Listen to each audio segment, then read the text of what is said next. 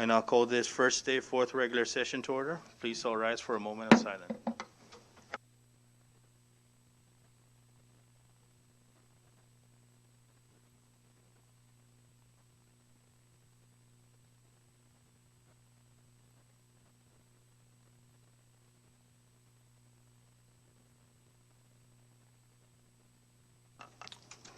Clerk, please call the roll. Mr. Speaker, Present. Representative Babalta, Present. Representative Benavente, Again. Representative Blanco, Present. Representative Borja, Present. Representative Komatsu, Yeah. Representative Castro, Yeah. Representative De Leon Guerrero, Representative Flores, Present. Representative Guerrero, Yeah. Representative Itabus, Elo. Representative Lizama, Present. Representative Manglonia, Present. Representative Mariquita, Representative Peter, Again.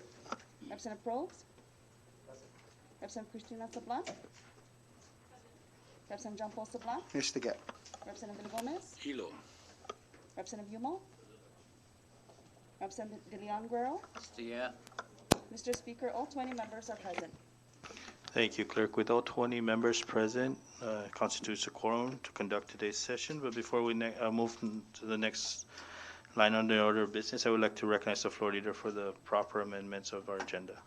Thank you, Mr. Speaker. And before the next item on public comments, as discussed in our leadership meeting, and I'll make a motion that we suspend Rule 9, Section 4D, so that the House amends its agenda to include unnumbered bills and resolutions and communication not filed with the clerk's office 72 hours in advance when a notice for a session was given. So move. Thank you, floor leader. Motion has been presented to suspend pertinent rules by our floor leader and has been seconded. Discussion on that motion. Ready? Clerk, please call the roll. Representative Babalta, Yes. Representative Benavente, Again. Yes. Representative Blanco, Yes. Representative Borja, Yes. Representative Komatsu, Good. Representative Castro, Good. Representative De Leon Guerrero, Good. Representative Flores, Yes. Representative Guerrero, Good. Representative Itabus, Howard. Representative Lizama, Yes. Representative Manglonia, Yes. Representative Mariquita, Representative Peter, Order. Representative Probes, Representative Cristina Sablan, Yes. Representative John Paul Sablan, Again. Representative Villagomez, Again. Representative Yumo. Mr. Speaker, Yes. Mr. Speaker, all 20 members voted yes. Thank you, Clerk. With all 20 members voting yes, pertinent rules is hereby suspended for today's session. Next to our order of business, under public comments, the podium's open to any member in the public to make a comment. Please state your name for the record and 5 minutes, and should you need additional time, we'll give you a second round.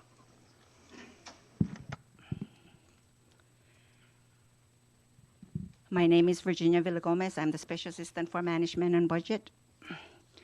Good afternoon, Mr. Speaker and House members present. I stand before you together with my colleagues to take this opportunity to share my comments with respect to the proposed Budget Bill 21-145. While we wholeheartedly appreciate the work that this body has compiled to come up with this draft legislation, I pose this question to all of you to justify the rationale or the basis of targeting a salary reduction to appointed officials. Is it fair for you members that we as appointed officials absorb the adjustment to save 300,000? Is it fair that 300,000 be taken from our reduced annual earnings so that your branch of government can get an increase in allocation? Where is the rationale in savings here? Is it fair that our families will be affected, but yours will not because you get to take home your 100%, while some of us get slashed between 30 to 46%? Is it fair that you allow yourselves a 1-month advancement of allotment while others have to take their allocation on a monthly basis? If you want to be fair, let's discuss fairness. Let's suffer together. Let's not pick on a certain group. Let's change the attitude in our organization. Let's balance our solutions. not choose to be lopsided. If you want savings, let's be logical. The 300,000 is not going to do it, but 3.4 million will, in fairness for all. That 3.4 million translates to a huge savings by removing 13 holidays across the government, both federal and local. That's fairness. Honorable members, I urge you to reconsider the provision that targets the reduction to the appointed positions and instead consider the bigger savings through the paid holidays. Respectfully, me. Thank you. Thank you, Mrs. V. Just correction, Clerk, House Bill 21-124.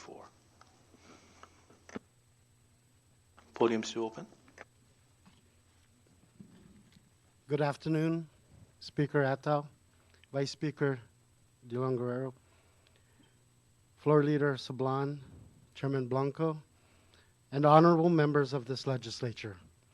I'm here today to provide you my thoughts and comments related to House Bill 21-124, the Appropriation and Budget Authority Act of 2021. The present economic conditions have certainly placed a tremendous strain on the ability for this government to operate at the capacity required by the community. The loss of our island's sole economic industry following the outbreak of the COVID-19 pandemic has left deep holes in the fabric of our lives here. Surely, now we can see the importance of the tourism industry in providing jobs, commerce across industries, and the creation of government revenue. It is in these times that we are called to serve, to work harder, and to be willing to sacrifice for the good of our people. In these times as well, there are temptations to take the politically appropriate route, to create victories that last only as long as a news cycle, and to turn a blind eye to the long-term consequences of the decisions. The value of earnings outlined in Public Law 7-31 no longer holds similar economic value today. It's established in 1991. This law was unable to account for approximately 3 decades of economic influence to merit support.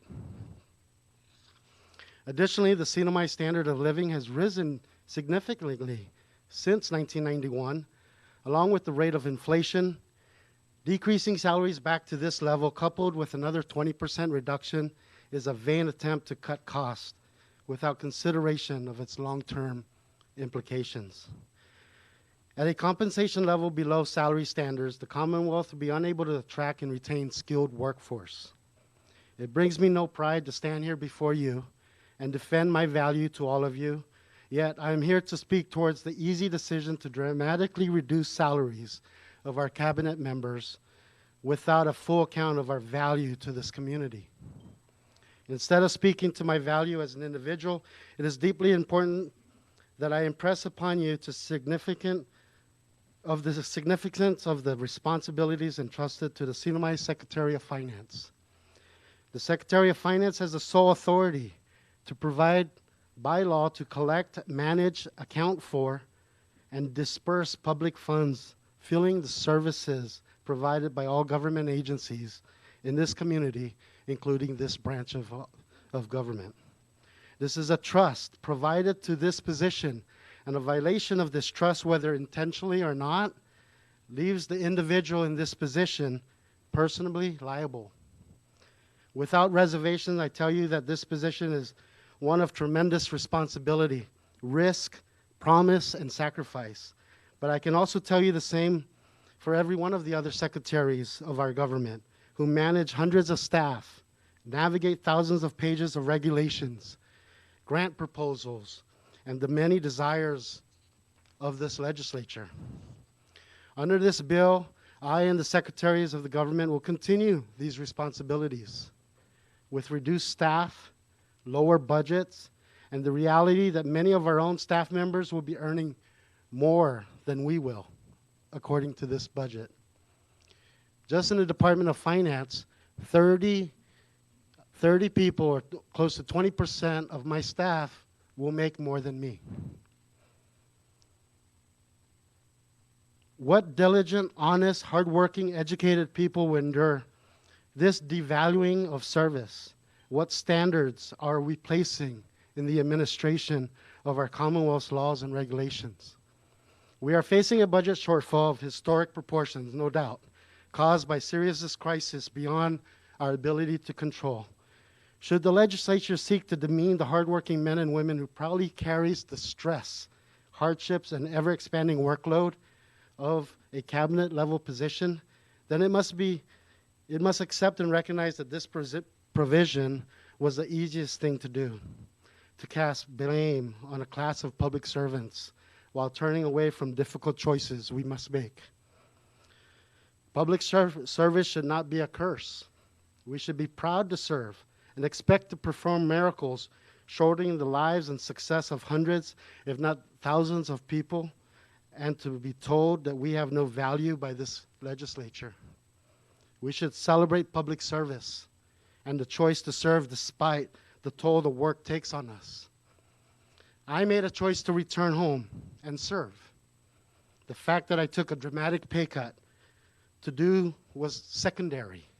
The Commonwealth should encourage people, our people, to return home, serve our community, and take part of building a more resilient Commonwealth.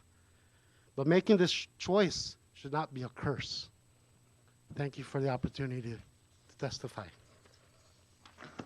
Thank you, Secretary Atalik. Please, just for the record, can you please state your name? I apologize.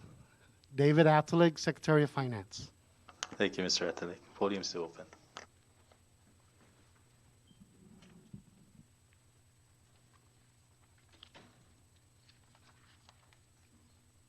Good afternoon, honorable members of the House.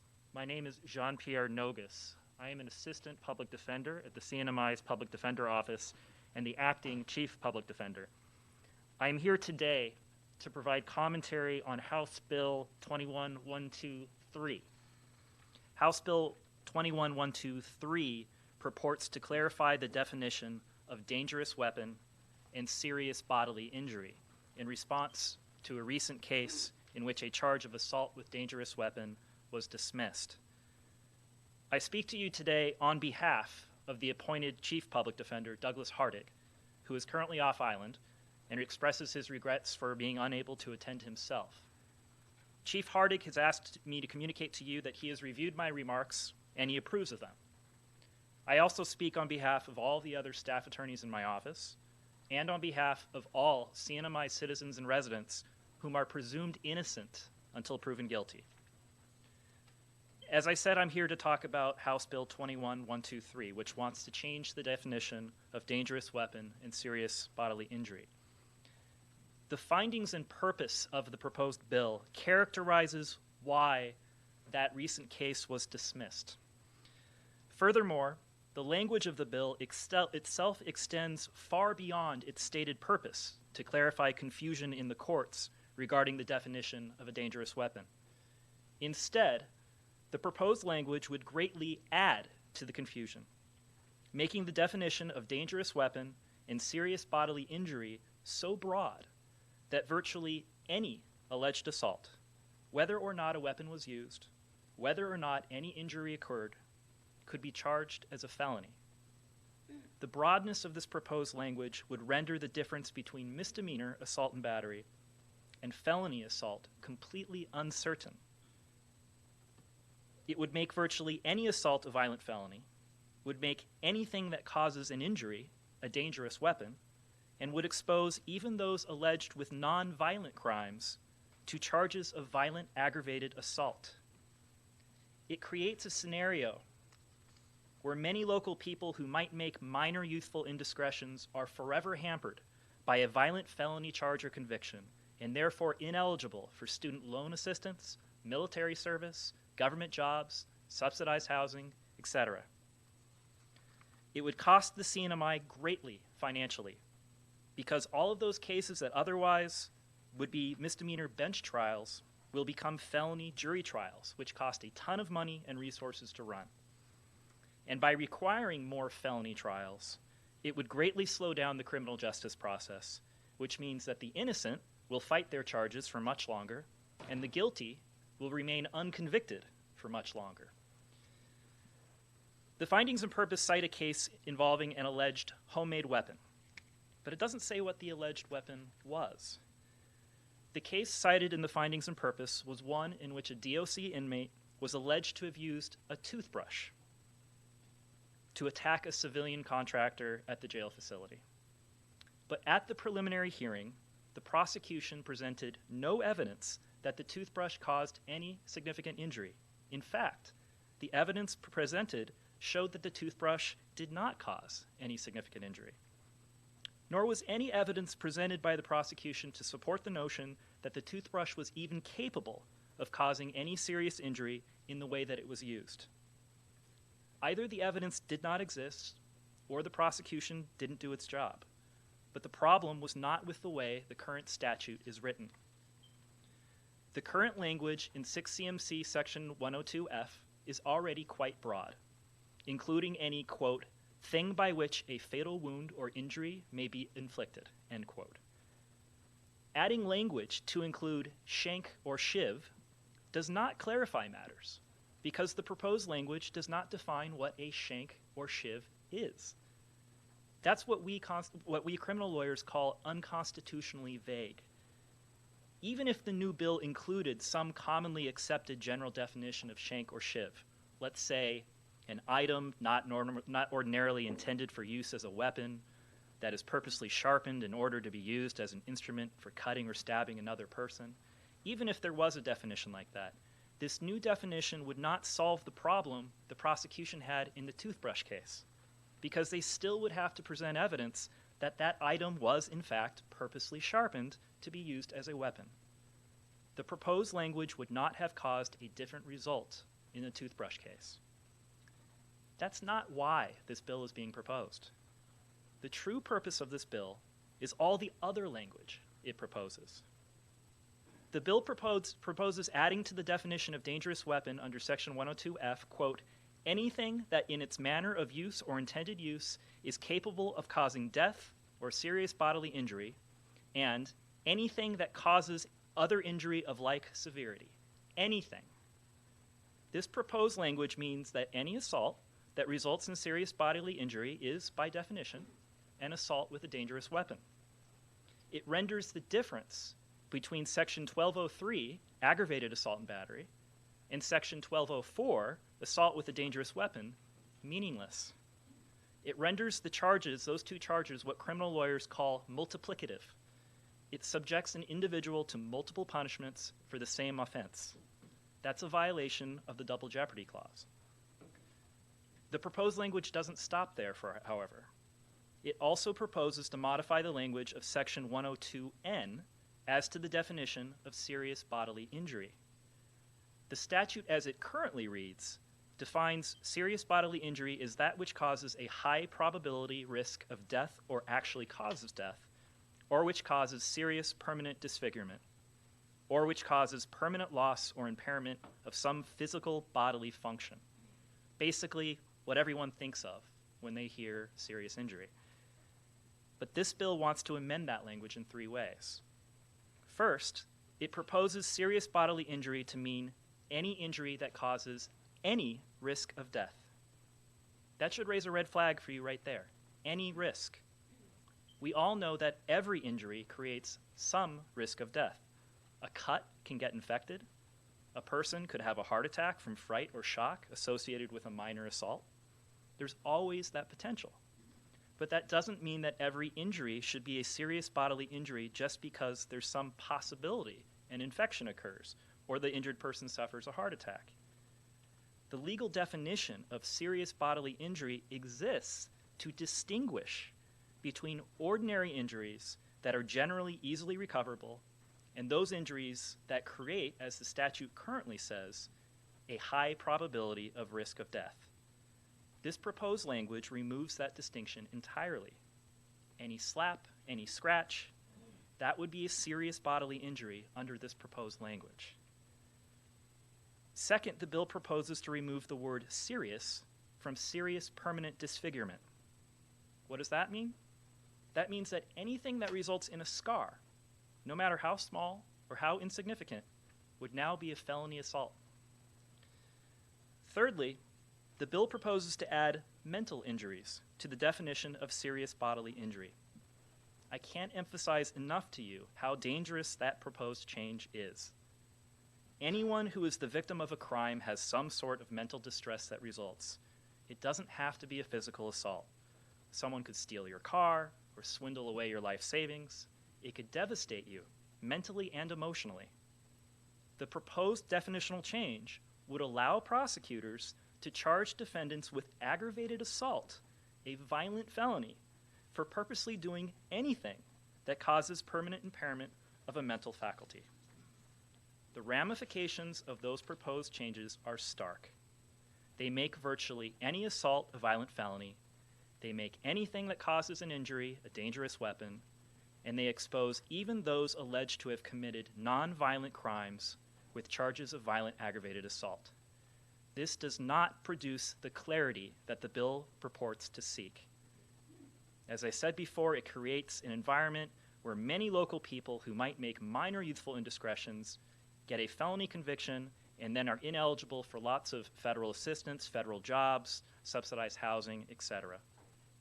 And because it threatens to felonize even the simplest of assault cases, this proposed language would end up costing the CNMI financially because of the cost of running felony trials, and would slow down the criminal justice process because of how long it takes the innocent to fight their charges and for the guilty to be convicted. Do not pass this bill. Keep the language on dangerous weapons and serious bodily injury the way it is. Thank you for this opportunity to provide comment on House Bill 21123. Thank you, Mr. Pierre. We do have written copies of my Sure, statement that we'd like to please, distribute. any written testimonies Thank that you. you have to, please provide the Sergeant at Arms. Podium's still open.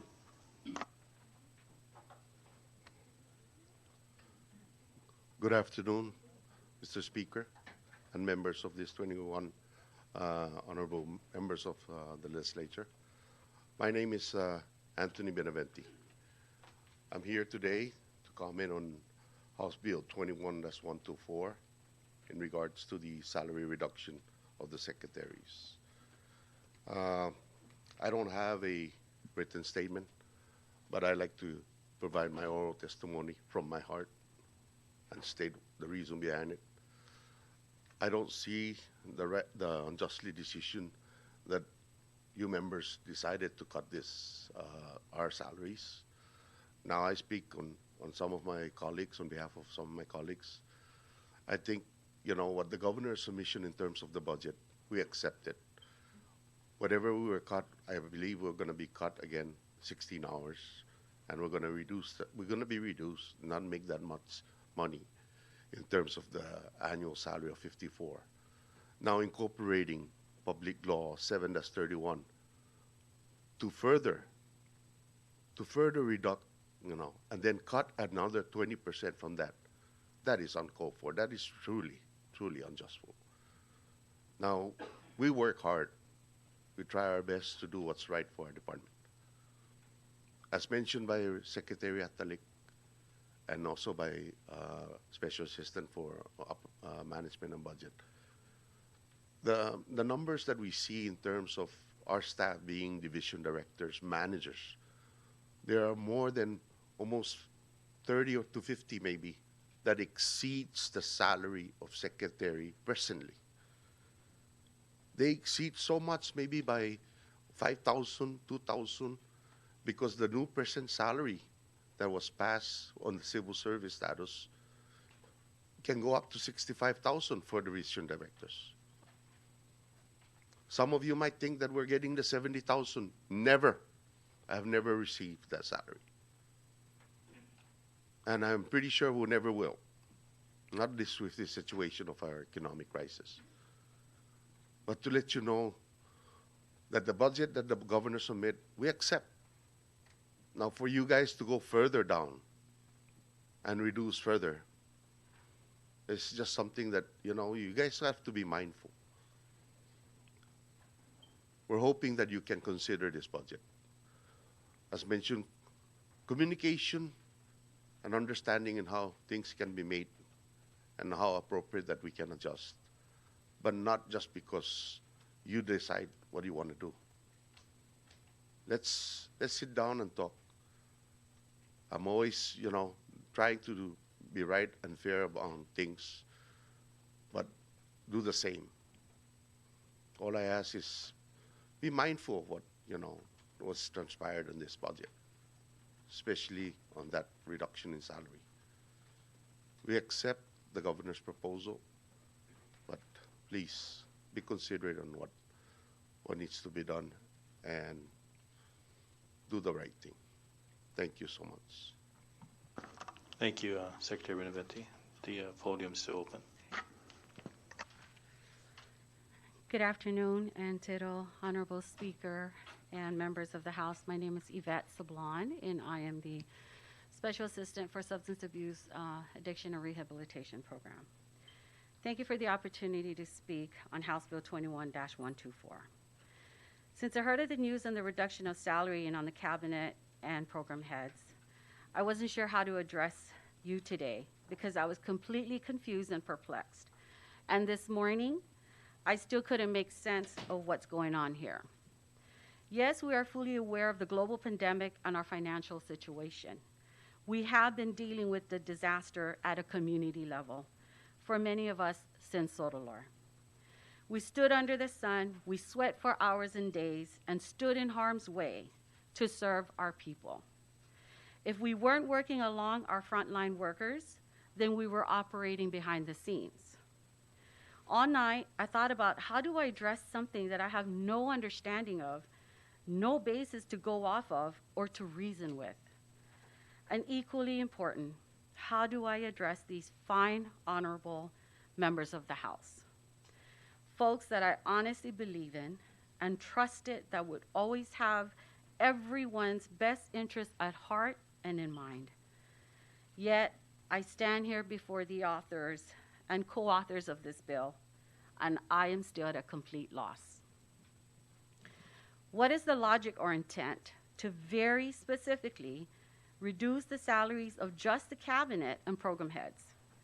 How did you come about justifying that as a responsible thing to do, or even consider it a right thing to do? I get that there is very limited money, but why not looking at cutting across the board in all three branches? Folks earning a certain salary and above, and proportionately and fairly reduced salaries. I cannot believe that this is your best shot at the budget. Our government is already in a sensitive and critical state, and to create this breakdown in the executive branch is irresponsible. Have we seriously come to this? Is this really being fair and responsible to all the citizens of the Commonwealth? What kind of message are you trying to deliver to the employees of the government or to the people of the Commonwealth? To even take a chance or to dare author or co-author this bill, did you once stop to understand the impact or realize that you would be creating additional cataclysm for the executive branch? As if all the natural disasters that we've dealt with and we're still dealing with is not enough. What are your real intentions behind this bill? I've been getting calls from people that are now making jokes of everything that is going on. I'm honestly so embarrassed, and for the first time, I couldn't defend our government. This I will say though, I have been able to defend my colleagues that are here today. Since the time that I started with this administration, 7 months after Sotolar, I was assigned with Sotolar tasks. Then came Mangkut, you too, and who could imagine that it can get any worse? Here we are with COVID-19. Ladies and gentlemen of this very fine legislative body, since I came on board, I am still working with the same people that's been hard at work and putting themselves at harm's way. Through all the challenges that this administration has faced, we've not given up, and we've continued to work hard and even take on extra duties since the furlough. We are still here. That should mean something to you. That should speak volumes of our commitment to our people. And this bill here is how you recognize your public servants. Making cuts is expected, and I get that it's a tough job to make as to how to cut the pie. Honorable members of the House, I can wake up tomorrow and still have it in me to fight another natural disaster or two with the same team of people that are here with me today. But together, with your support and good intentions for our precious Commonwealth, we can take on many more natural disasters. And I have to repeat, natural disasters. We need your support. We too are people of the Commonwealth. Please make this right. Sizus Masi. Thank you, Ms. Sablan. The podium's still open. Good afternoon, Mr. Speaker, honorable representatives. Thank you for this opportunity to come to you this afternoon. I'm not prepared to comment on the bill as it's currently written, but I am asking for support. My name is Roberta Guerrero, and I represent Mariana Islands Nature Alliance. As you know by news reports over the last several months since the COVID-19 started, we've seen a really upswing, a bad upswing in illegal dumping, littering along our shorelines, littering at our public parks. Parks and Rec is doing an amazing job. We have some great volunteers in the community. But MENA staff has been diverted from their regular duties to going out 5 days a week to clean up after other people's trash. You may know that our funding now is completely 100% through federal grants. Our administrative funds have dried out. We're not allowed, because of COVID, to do any public fundraising that would have increased our allowable budget for us to be able to continue our litter services. So within this scope of the budget, I really strongly hope that you can find a way to be, for MENA to be able to sustain this program for at least 2 years. After 2 years, within 2 years, we're really hoping, and we're going to really push for commercial dumpsters to be placed at strategic sites in every precinct, and professional private collection services to be paid for by each precinct representative's budget. And I think that that would be one way to start solving this illegal dumping problem before we can get universal trash collection, which is also on the table. So with that being said, you know, we cannot divert federal funds from our current grants to do this kind of work any longer. And we were fortunate, we did get PPP, and we're able to fund our staff through last week. But now it's a matter of we're going to have to stop doing what we're doing and focus on what the grant has intended for us to do. So if there's any way, I know this is a huge problem going on in the Commonwealth right now, but if there's any way where you can squeeze in, you know, about $75,000 a year, that would really help this program continue. So thank you very much. Thank you, Ms. Guerrero. The podium's still open. Buenas tardes, speakers at todos samjo manunurabli na Kongreso ginigi sampapa naguma guahu si Crispin Manglonia Ogo. Tumoktugi do guini sa aneo taitai gaseta zo considera zo tunga na makan mangaigi gini zon mami resident directors ginin luta parewa lokui resident directors ginin tinian. Zailekku na baitogui masyati mafafaisin zo lo baitogui pursiha. Sanung konsidera iparin na tunok papa i swedunniha motsumas edu resident director luta zantinian jadi mas ginin 45 mit tumunuka papa estay 28 mit jangin dinadan si hafa tinaytay hugi gaseta. Gihilo enaw. Imanggay ginigisa sa ipan na sekretaryo siha. Ano aatan ni Swedonia Loco Los Pobres. Ay, tumunok niya.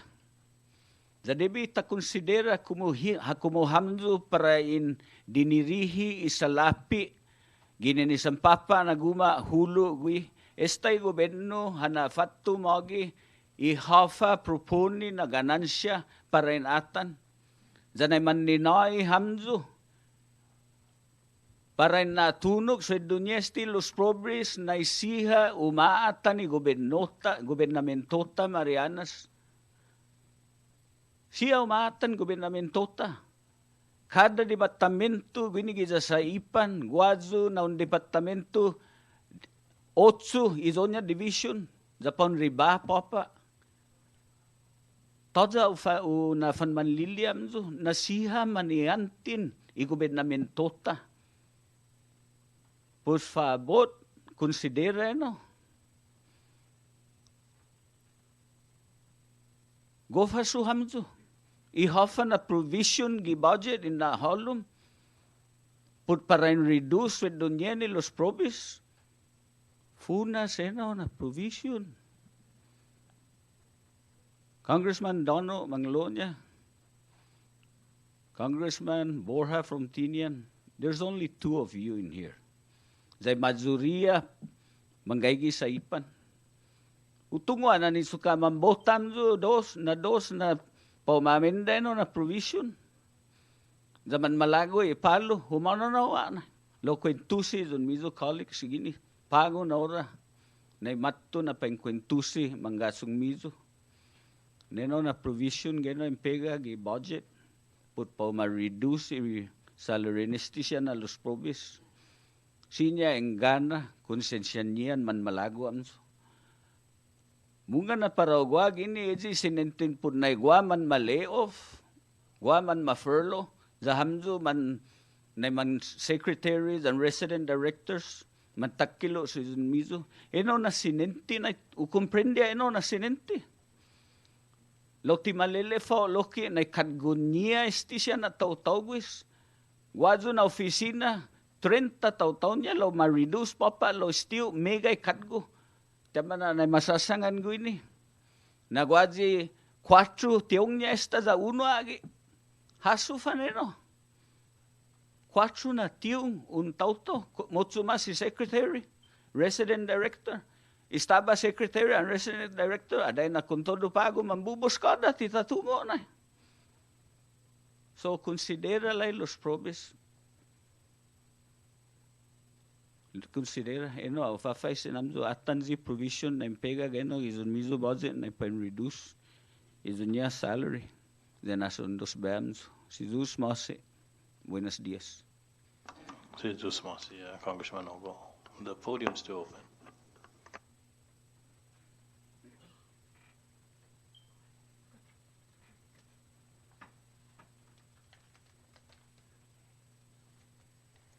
Good afternoon, members of this body. I don't even know where to begin. We just received a copy of the legislation yesterday. We had no time to go through everything and digest what's in it. But based on cursory reading, it appears that a thorough research study must be conducted on whether cabinet members' drastic pay are equitable, considering civil and contract subordinate staff who will earn more than their boss. A definite morale buster, that's for sure. Cabinet members perform above and beyond their call of duty. They work beyond the regular hours without overtime pay, especially during emergency times.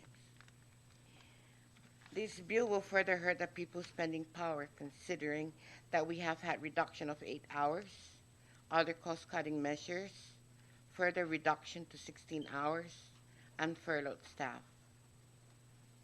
This bill would definitely make it even worse. If House Bill 21-124 is enacted into law, it will demoralize cabinet members and directors who have huge responsibilities in managing government departments. And every time I look at it, I'm just, right before I came in here, I got the message that this bill is going to pass today. I feel like this body is making a mockery out of me taking my time off to come here and try and testify and try to make some sense into this. We need time to digest what's in this legislation. Our department never got a copy. I had to call. Yesterday, I called 20 minutes back and forth to the Legislative Bureau to try and get a copy of it so that we could be more prepared. Didn't get any. I had to go to the governor's office to get a copy of it. Well, I think, therefore, DPL does not support House Bill 21-124 in its current form. But I hope that you'll reconsider give enough time for the departments and those affected to respond and understand the context of this legislation. Yeah, you walk in and they're already telling you it's going to pass today. I asked if it could be taken off the calendar so that we could have more time to digest. No, only the floor leader can do it, but it's doable. So I think I'm just going to wrap it up and leave because right now I'm feeling very, very insulted. And it's like I don't matter or the department don't matter. You made up your mind already. Thank you. Thank you, Ms. Rosa. The podium's still open.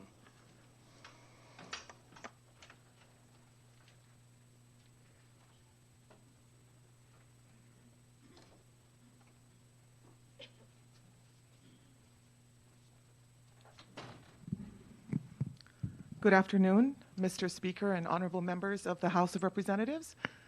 Thank you for the opportunity to come before you and speak as to House Bill 21-124. My name is Sonia Camacho. I am the Director of Courts. I am present here with our General Counsel, Han J. Lee, our Budget and Finance Director, John T. Villagomez, and we are ready and at your disposal in your contemplation for this bill. I would like to take this opportunity also to thank Chairman Joel Camacho and his committee of JGO for the timely review of the judiciary's proposed procurement regulations, which took effect yesterday. And as a result of that, we have a new judiciary rule for procurement. I would like to respectfully ask that this body allow that rule to comport with Section 302 of this proposed legislation. And so, again, we are here. We thank you for this time and opportunity. We know that you have a tough job ahead given our time of pandemic and some unforeseeable controls ahead of us. So we are ready to answer any questions and assist with the contemplation. Thank you. Thank you, Ms. Camacho. The podium is still open.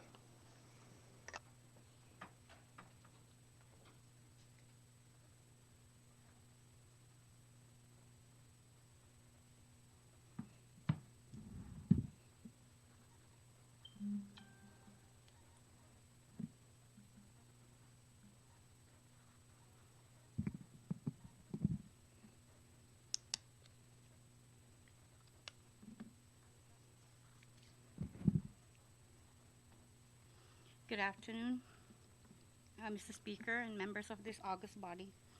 Ko si Liana Sublan Hofschneider, no Gaigizu representa e Matua Council for Chamar Advancement. So Gaigizu Talu Guinea, Stabazu Guinea, Mapusnia na MES Puri House Bill 21-119. E maproposito para in paisini gobyerno po paisini Amerikano na para suli tati, pamananalo tati i American Memorial Park.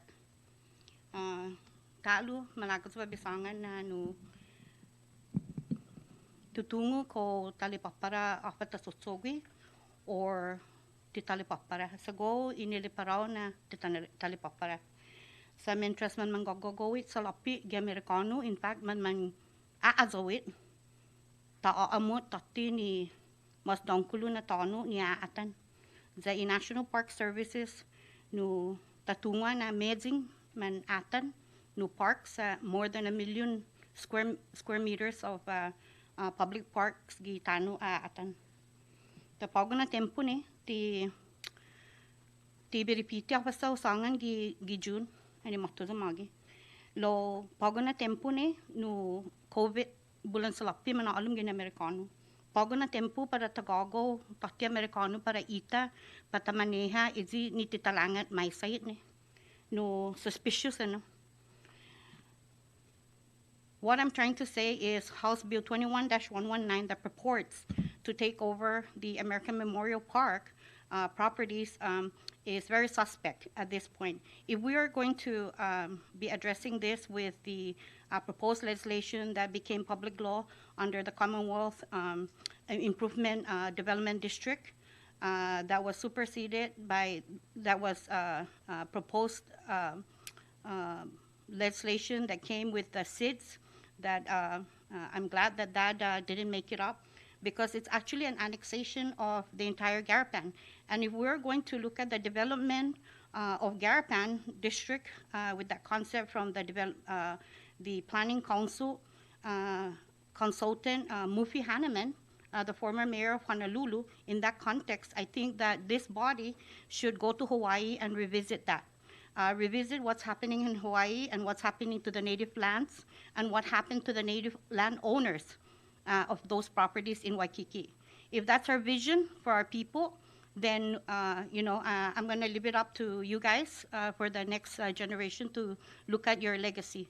Because I promise you that those properties will not be accessible to most of our people. Those property will be lost to investors from the outside, and then we're going to have to come to the park at 7 o'clock in the morning and leave at 10 o'clock in the morning. That's what we envision. Secondly, if we're going to take the park and take a portion of Anaguan Bay Beach Park and also the port, which I know there's a very big litigation under the late Mr. Pellegrino. That's a big issue. What is the true motive of taking over the park? The legislature need to be transparent, and I'm seeing this a buzzword out there of transparency and accountability. Then the legislature, if they intend to pass this law, this legislation into law without having the public and especially the landowners participate in the process, then I believe that's corruption. And I'm very cautious with what I say with corruption, because I don't like that word. Which leads me, and again, I'm begging this body to move this, because from last testimony that I was here, I understood from some of the members that this bill would be forwarded to the committee for public hearing, not only in Saipan, but also throughout the islands, because American Memorial Park does not only belong to us in Saipan, it also belongs to everybody, Tinian and Rhoda and Northern Islands residents, and the entire public. We all can see what are the benefits that we've been enjoying there at the park. We want to leave it like that.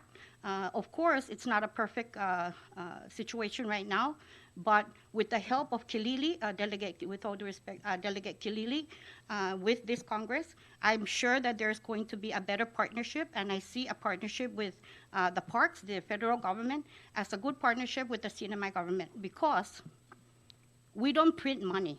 The federal government prints money. We have treasury that we receive U.S. money and taxpayers' money, but the federal treasury prints money. That's the difference. So we have to trot our way carefully, because if the federal government decides to give it back, then what? That's you guys' legacy. So I'm asking that we plea with Delegate Kilili to work with the parks, the national parks, for a better partnership with how we're going to manage. And I agree with a partnership with the national parks and not with a private partnership, because we can see what happened in Garapan. We are still trying to rebury 800 ancient chamorros at this public land that was leased to a private investor. And they're still in cages as of this date. That's 5 years ago. Which brings me to the budget. And I hear a lot of people about budget today. I apologize for what's going on with the department heads or the secretaries. I'm glad I'm not in those shoes, but anyways, I won't be appointed anyhow. With that said, I'm asking this body that you look at the Department of Community and Culture Affairs, where the Division of Historic Preservation is under, and I'm asking this body to do an oversight, because if we're talking about transparency and we're talking about accountability, then there needs to be transparency and accountability on why we have 1,800 ancient Chamorros that have been kept in storage spaces for decades. That's what I want to know. And if you puran sa gini mazuret sa moro, tu hongi ni ngayon, matayazo papa te bi hongi, natin care, sen care. Tiza mo emotional. Komentak tay di siya dunya draft report. Na bubu. Anyways, I'm asking this body to please do an oversight hearing, not only on the budget, but on the laws of Public Law 3-39, 10-71, Secretarial Order, the U.S. Secretarial Order on Historic Preservation, because those are very serious documents, and those are serious laws that have been compromised through this process of economic development. And for the record, I support economic development, but I right economic development. And lastly, I want to ask you guys that I cannot believe that we're reburying, I don't know, maybe 40, because Historic Preservation Office refused to provide us the draft report of the reburial that's going to happen tomorrow at the Surfrider Hotel of almost 40 ancient Chamorros. And no one knows except the conch, whoever's going to blow that, whoever's going to dance, and whoever provided those mats. I don't care about all of that. I care about what happened. Where are they? What happened to their lives? Who are these people? But the Historic Preservation Officer, Director, and also a Historic Preservation Officer, it's a federal title, refused to provide those, the ADR report. They call it Archaeological Data Report. In fact, it's still on draft form.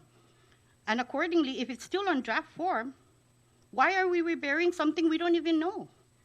So I'm asking this body, it's a serious concern, because we need to intervene. We cannot rebury something we don't know. Mr. Speaker and members of this body, I beg you and I plead with you, we cannot allow this. The whole world is looking at us. And after today, the whole world will actually know about it, because they refuse to reschedule this. They refuse to provide the copy. The Archaeological Data Recovery folks, the International Archaeological Researchers Center, one is located, their main office is in Honolulu, and they have a satellite office in Guam, have said that there's no reason why they could not provide. But when they called the Historic Preservation Officer here, Director Rita Chong de la Cruz refused to provide that. So I want to know why. We're in the law that says we cannot get that. We're in the law that says the media cannot have that. We want to know why is that? And I'm asking you today to call, because we already conferred with the Attorney General, so I'm waiting for the Attorney General's response. But I'm asking this body to call the director and call off, postpone the reburial until we have access, the public is informed. We need to have access to the public education. We need to have access to the report so we know afoot. So we don't know. Jesus Masi, and I apologize if I'm a little bit tempered, because this is not my favorite place to stand to talk like this, but I know in the time, interest of time and the urgency of the situation, again, Mr. Speaker, por favor, 21-119 should be in the committee. I highly recommend, and let us, the public, be our participatory public in engaging us, so we can be heard and be part of the process. Similarly, with the Surfrider reburial tomorrow at the Surfrider in District 4, that's a very significant site, because they didn't excavate all of them. They left some back down, but it's a very significant site, and all of us, especially us Chamorros, deserve to know. We need to know. We have the right to know. We're cultural descendants, and we may be lineal descendants, because a lot of us were born and raised in Chalancanoa. This is Masi. Thank you, Ms. Hausschneider. Podium's still open.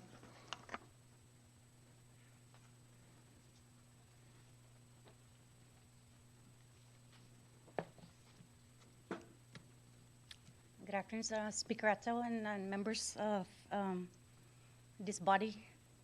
My name is Glenna S.P. Reyes. I am the Special Assistant to the Governor for Military Affairs. I am here both on my official and personal capacity.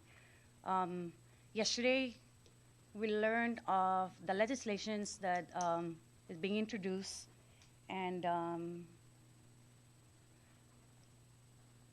while I truly understand where we are today in terms of our economic conditions, and I truly understand the need for every single one of us across the Commonwealth to share the pain. I am really bothered, you know, when I read the bill, the budget bill, and I saw that, you know, that this body is really targeting, you know, certain appointed officials.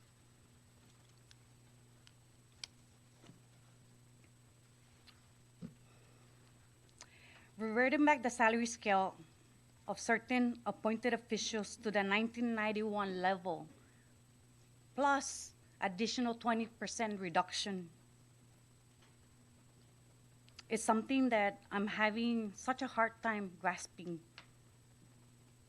While I'm fully cognizant that there's simply no money to go around, what was a decent wage back in 1991 does not correlate to today's living condition. While I'm fully cognizant that there's simply no money to go around, I seem to have such a hard time grasping the logic behind taking food from families to restore legislative salaries and to restore legislative discretionary account. I'm really having a hard time grasping that. I never ever wanted to be identified and belong to any organization that promotes or whose only solution to society's challenges is welfare program. I've always identified myself and choose to belong to an organization who looks for ways, no matter how difficult times are, no matter the crisis that we're facing, continue to look for ways to improve the quality of life of our people. That's what I believe in, and that's what I support, and that's what I identify with and choose to belong to.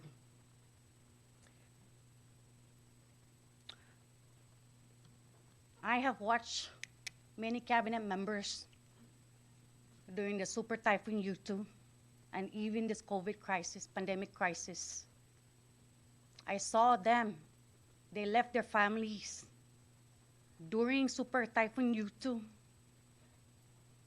They were up at the Homeland Security. And I listened to all the calls that's coming in that they were receiving from their families who were left behind at home to fend for themselves while these cabinet members are out there responding to the crisis. After Super Typhoon Yutu, I watched every one of them with homes broken, with families at home trying to take care of themselves while their moms and dad are out there doing what they can to help our community. COVID, I see my colleagues out there risking their lives and their families to keep every one of us safe. And I'm here to speak for my colleague because I see it in my eyes every single day. I am not part of the response, but I watch them. I watch them every day. I see them out there. And I'm sure that all of you see the same. I don't think I'm delusional of, who are the people that are out there who are really doing everything they can to make sure that they keep our community as safe as possible. For me, for my daughter, for my mom, for my families, and for all of you and your families. I'm going to share, my challenges so that I hope that you can see that the level of salaries that we earn today is still insufficient. So I bring on $3,200 a month. I pay $1,400 for my mom's caregiver a month. $300 to CUC, $400 food to feed my mom, myself, and my daughter and my mom's caregiver. I pay $250 for my daughter's car to make sure that she has a vehicle to get herself to school, to go to the store, to buy her food. Insurance, from healthcare from health insurance to life insurance to communications. And mind you, the communications that I pay, 99% of the use of my cell phone and the use of my internet service is for my work, not for my personal use. Among other things, that leaves me with a negative of $1,200 a month. Negative. So how do I survive? Instead of building resources for my daughter so that when I die tomorrow, she's going to have a comfortable financial status so that she can live while she's putting herself to school, I'm digging into her savings account to feed ourselves. We're all going through the hardship. We are all struggling. The struggles is felt at all levels, and we need our elected leaders to come together to build resolutions to the present crisis that we are facing today. Instead of spamming social media platforms, whining about everything and anything, attacking those of our elected officials and heads of departments and agencies who are focused on finding solutions to our crisis, bullying people who are risking themselves and their families to keep our community as safe as possible, and dividing our community, we should be identifying revenue-generating legislation to support what very little resources we have to minimize as much as possible the hardship that we are experiencing and to bring us out of this darkness. Rather than inking our name and signature on a document for politically advantageous restatement of existing policy for the sake of building our political brand, we should be rallying our elected leaders and our entire community to stand strong and united to ensure the protection of our culture, environment, the character of our island community, and setting forth a common ground to obtain the greatest benefit for our Commonwealth. I look at the bill, and I was not going to appear here today, but just this morning I was going through the budget bill, and I looked at the positions that were identified to be reduced, to be reverted back to the 7-31 plus the 20%. And then I read the administrative provision, and while I did not have sufficient time to truly digest the entire content of this legislation, I also went back and looked at 731. And then I look at salaries in this branch. And then I'm not here to advocate any deductions of any members or any employees working in the legislature or the judicial branch, or even the salaries of our elected officials. But looking at all the salaries and then looking at who's being targeted here is really bothersome to me. So if we're trying to help our Commonwealth, if we're really trying to help every single citizen of this Commonwealth, then we need to be fair. We need to apply it across the board. And we cannot pick and choose or target people that are out there every single day. Manzadas. They're really exhausted. But they continue to come to work every day. Because there's a lot of work to be done to bring ourselves out of this hole.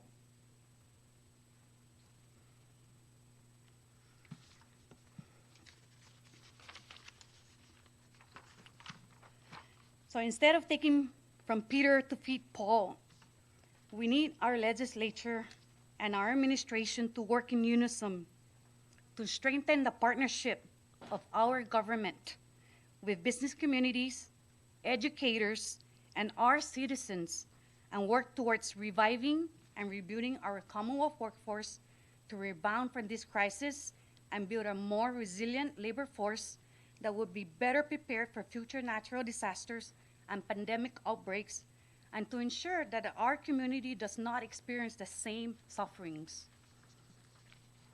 So instead of fighting to take away from each other what little resources we have, we must distribute equitably and work towards tapping on all opportunities available to us to improve the quality of life of every single citizen. We are not a community of islands separated by ocean.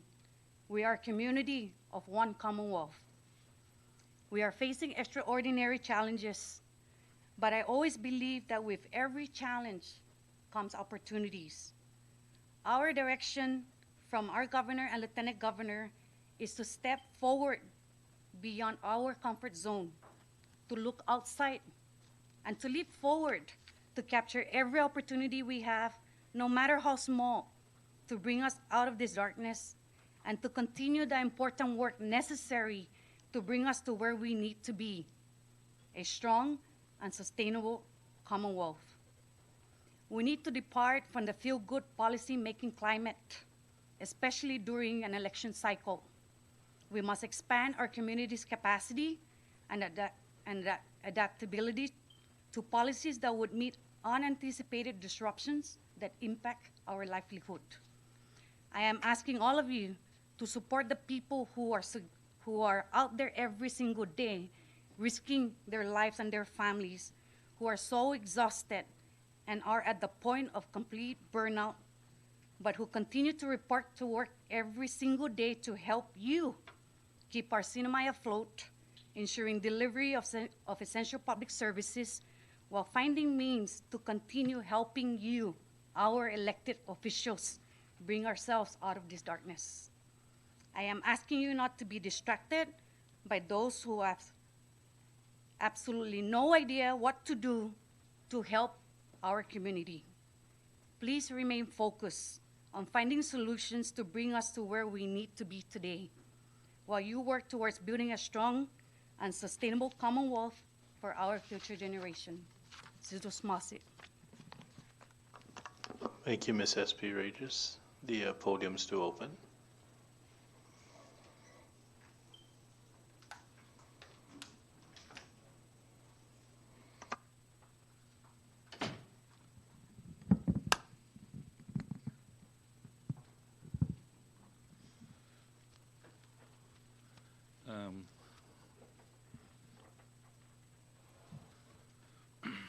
Con rispetto no, Mr. Speaker, ato no Lord Leader Congressman Sablan no si Vice Speaker no Mr. Guerrero Antoni membro ni legislatura gini ki sampapan no guma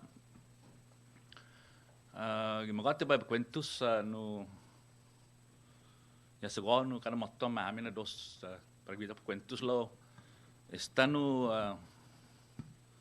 tempo na election talo ne.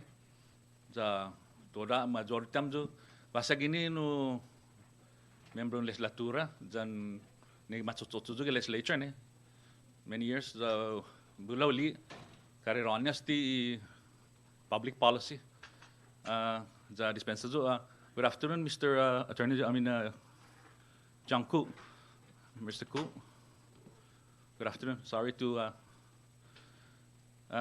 sesu manuzo jo kentusi Mr. Koo ne ngwa dinedao pat odina brigado si Attorney Bermudez Kisanilo na guma dan gisan papa na nu janu uliparan na nu ani tempun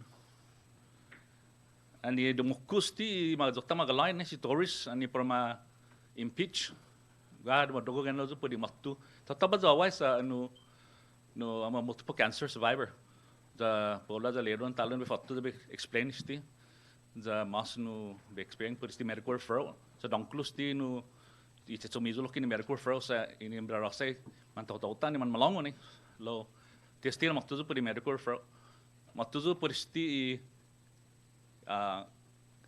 committee ni mizo constitutional authority ne for americano para minority leaders gini si tagi si Mr.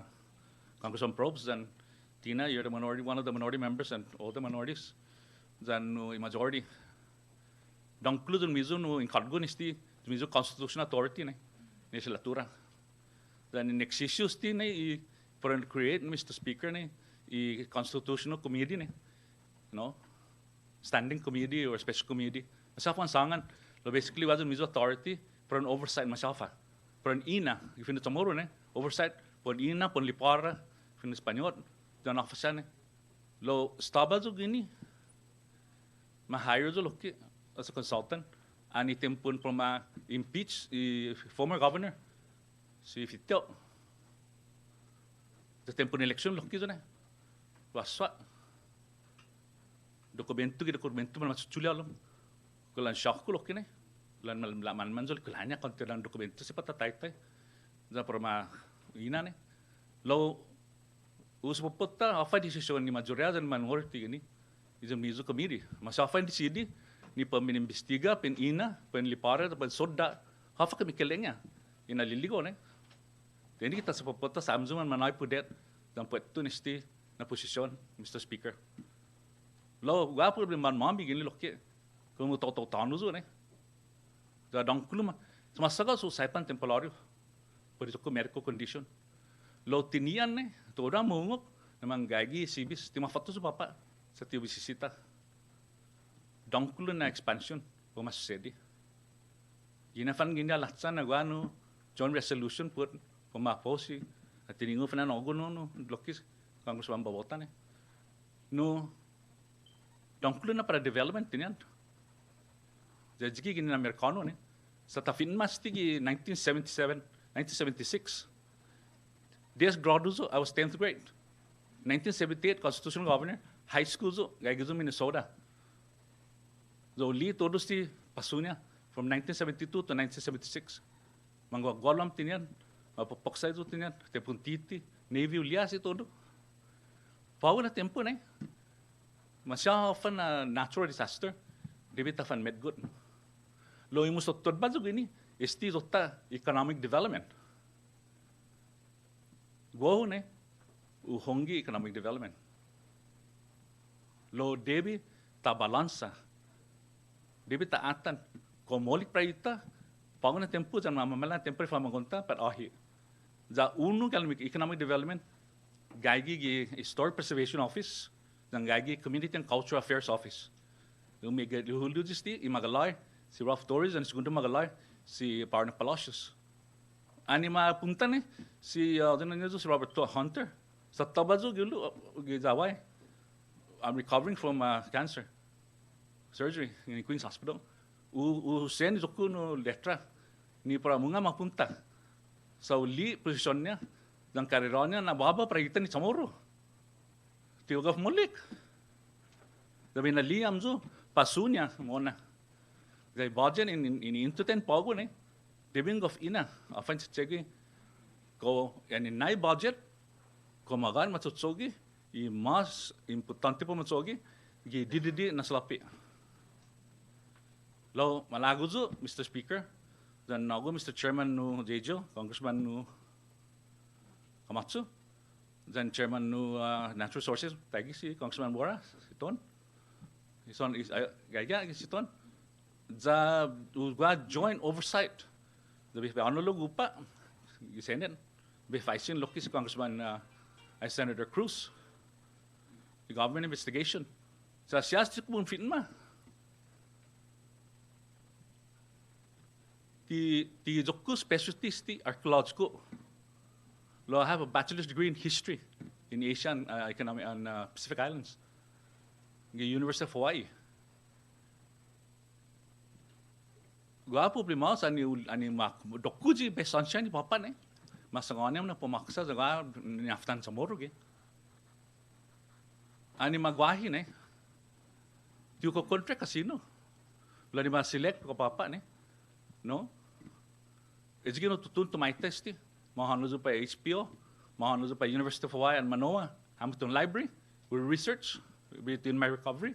I'm going online. Tatay. Just to Raji. Da isinasita, Mr. Speaker, faisin joint oversight from the Senate and the House. No? So tungati may get yung punmizo sa election time laki. The oversight, the Department of Community and Cultural Affairs, Robert Hunter, then the HPO, Store Preservation Office. Sa bula, sta sangan na. Yan sa ko, si Ms. Liana Schneider. Kontu, decades after decades, man magwahi for what? Economic development. And manonit para public land, that masufa sa manay ni permit sa masoda.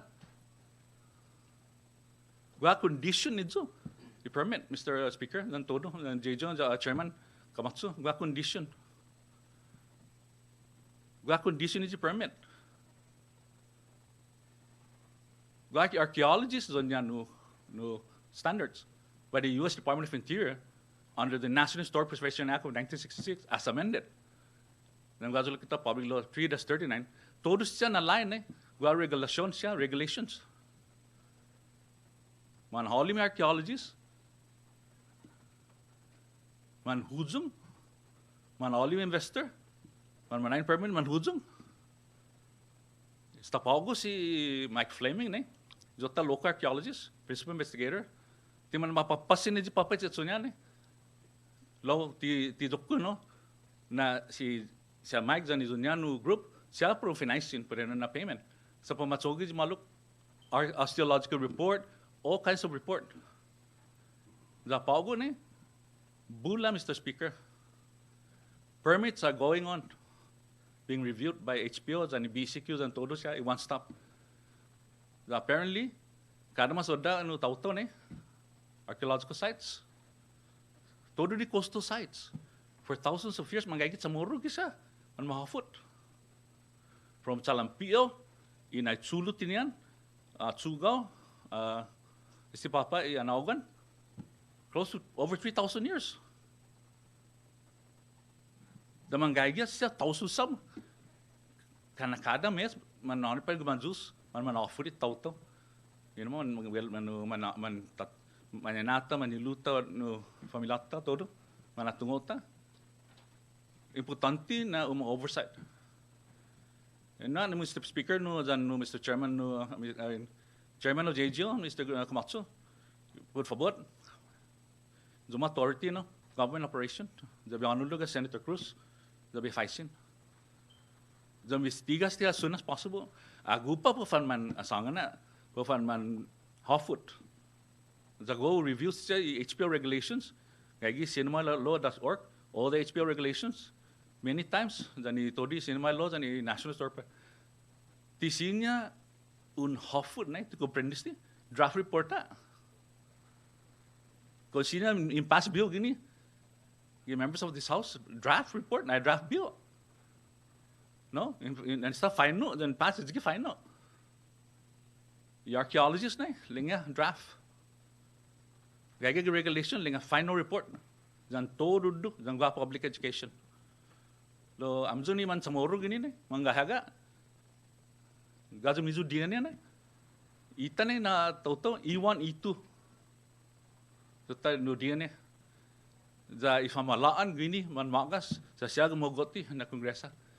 Hago no Congresswoman Martita. I dumaduk mitochondria. Hago gumogoti I tota diane. Passed down to generation to generation. Dan hago Congresswoman Babauta. I mean, that's Tina. No? Samoro Tina, right? Okay, hago. Tilalahi. Tita, Mr. Speaker. Importante na tatunga 300 some years ago, matumag si Magellan, taliligo at aksidente. Punas kantida. Ni dotta historia. Lo, mangaigi, idotta story, gikontuntasi, yalom tono, gilatiston, todo throughout the islands. So importante, Mr. Speaker. Ano si Jesus Masi, anti de para gini no, Miss Congresswoman Martita, and si Congressman Jampo, go down to Jesus Masi, and the guy gives away the un opi telephone mizo and kentusio, so kekesanga por este medical for the police doctor Ben abi kentusi mas, Jesus Masi. Jesus Masi, Mr. Ralph Schneider. Podium still open.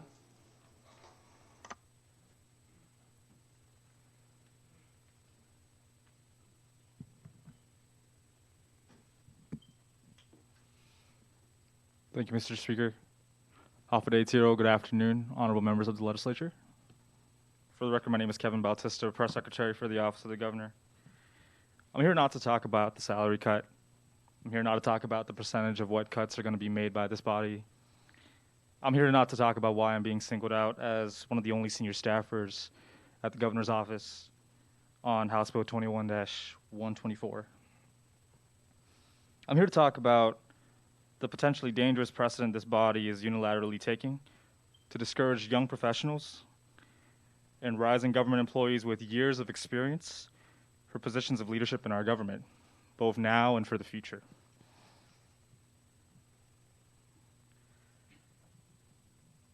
In 2015, I graduated from the University of Michigan with a political science degree, and I didn't know if I was going to come back home or go back to Washington, D.C. for work where I had potential job opportunities.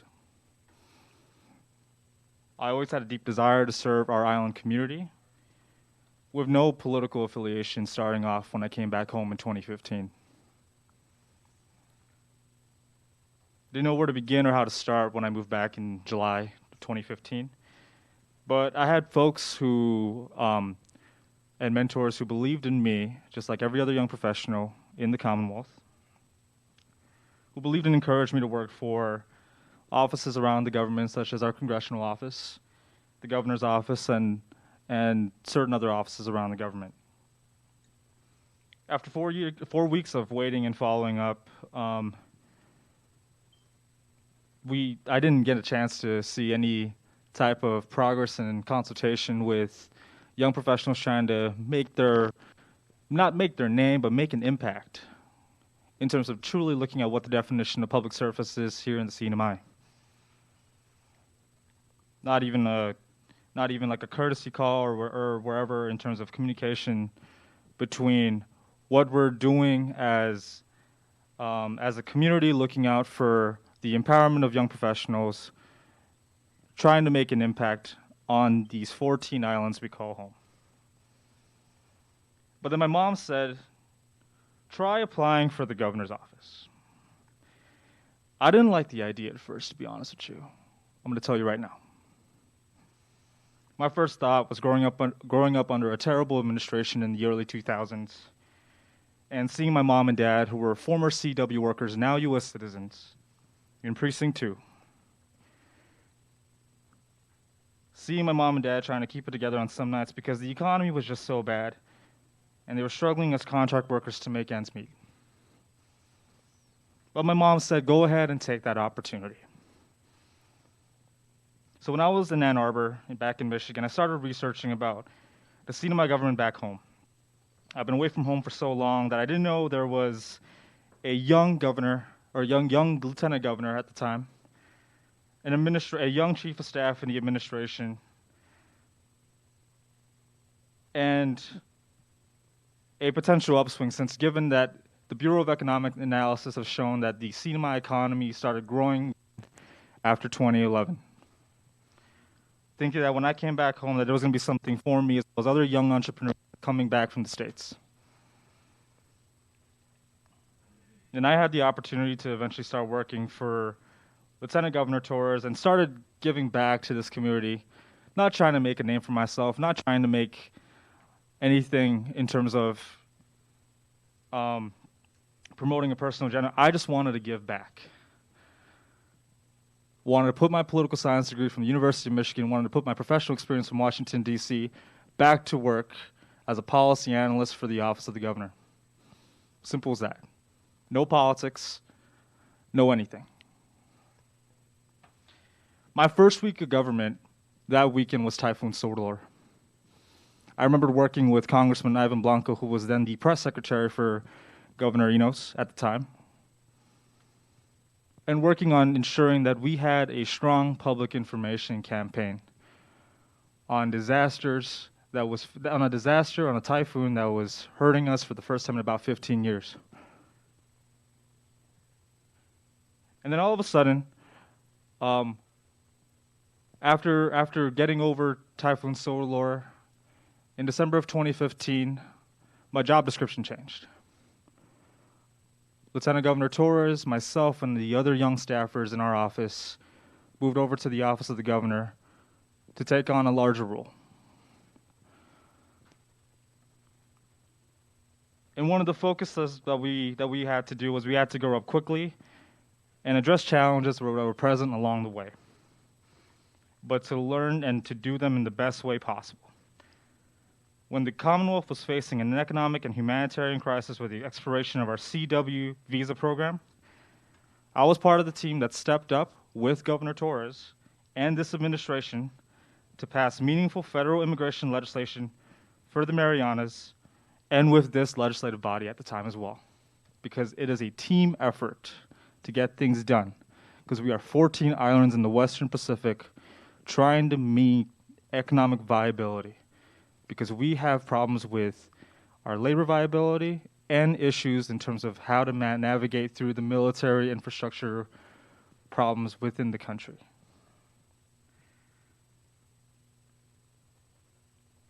Long story short, just being given the opportunity as a young person. And again, mind you, I'm only 27 years old. I started working for this administration at 22 when I moved back home. But I'm not here to tout my age or trying to focus on what I need to do better. What I need to do better in terms of explicitly stating partnership with the legislature in every single Monday news headline that we see in the Mariners Variety or Saipan Tribune or on KSPN.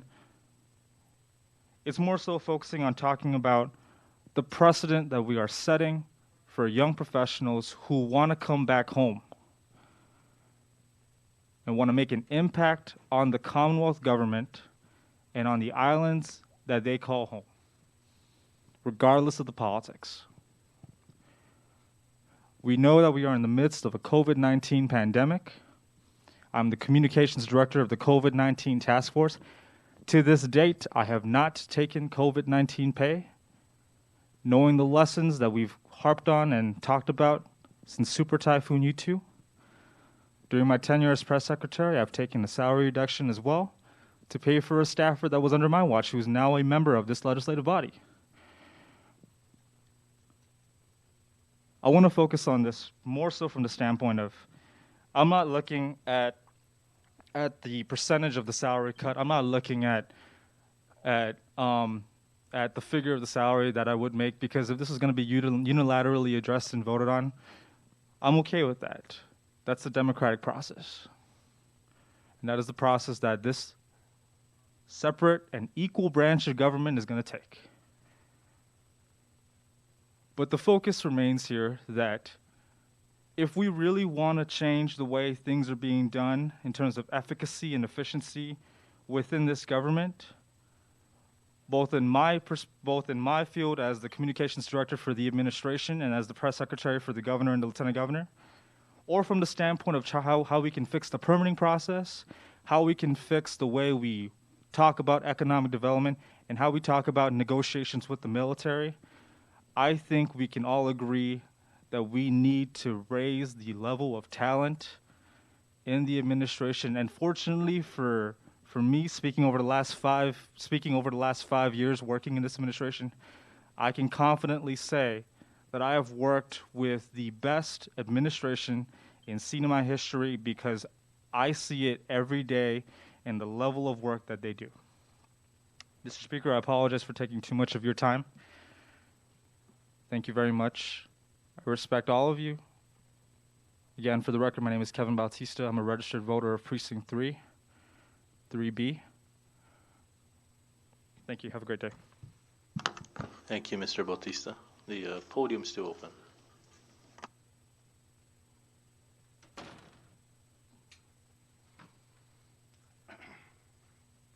Good morning, Mr. Speaker, members of the House. My name is Gary Sword, KKMP Radio. I'm just here to ask the question, if we drop the salaries of these department heads, the secretaries, who's going to drive the boat? Because, you know, if you have a good boat, you want a good captain. You want somebody handling your money. You want somebody handling your labor. You want somebody handling your departments. That's not going to run your boat on the reef. And if you pay peanuts, all you're going to get is monkeys.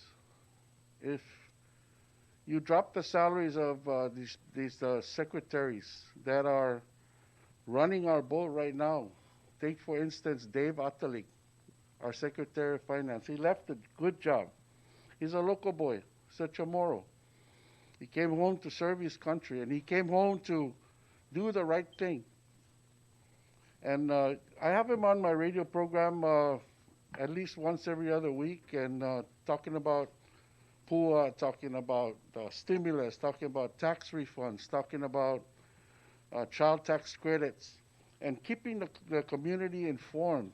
And I just really admire this guy, how he's open and just sharing with our community without holding back any of this information, but giving it to us. Not only that, he's also looking at our long-term investments and how we can get out of this economic difficulties as we have. Question is, if you decide to cut his salary, he has options. And then who's going to be running our boat? Who's going to be driving our financial boat? You know, of course you can get any warm body and put it in there. But is this the time to change captains? Is this the time to get rid of the good people that have been working? Yes, I agree with you. Some of the secretaries need to go. Some of them need to go. But don't just throw out the baby with the bathwater. Look closely at who is a value of this community, this government. I'm not talking minority, I'm not talking majority. I'm talking about this community. And I, as a business owner, I worry. I worry. And to change at this time when we have a pandemic going on, to chase these people away while we're in an economic depression, Mr. Speaker and members of the House, I think this is the wrong time. We really need to look at this, discuss it more. And in Samoan, we have a saying, "Foi luma foi kua." Look to the future, look to the past, make a decision. This affects every one of us. This salary cut for these very key positions in our government affects every one of us, including our small businesses. Thank you, Mr. Speaker, members of the House. God bless. Thank you, Mr. Sword. The podium is still open.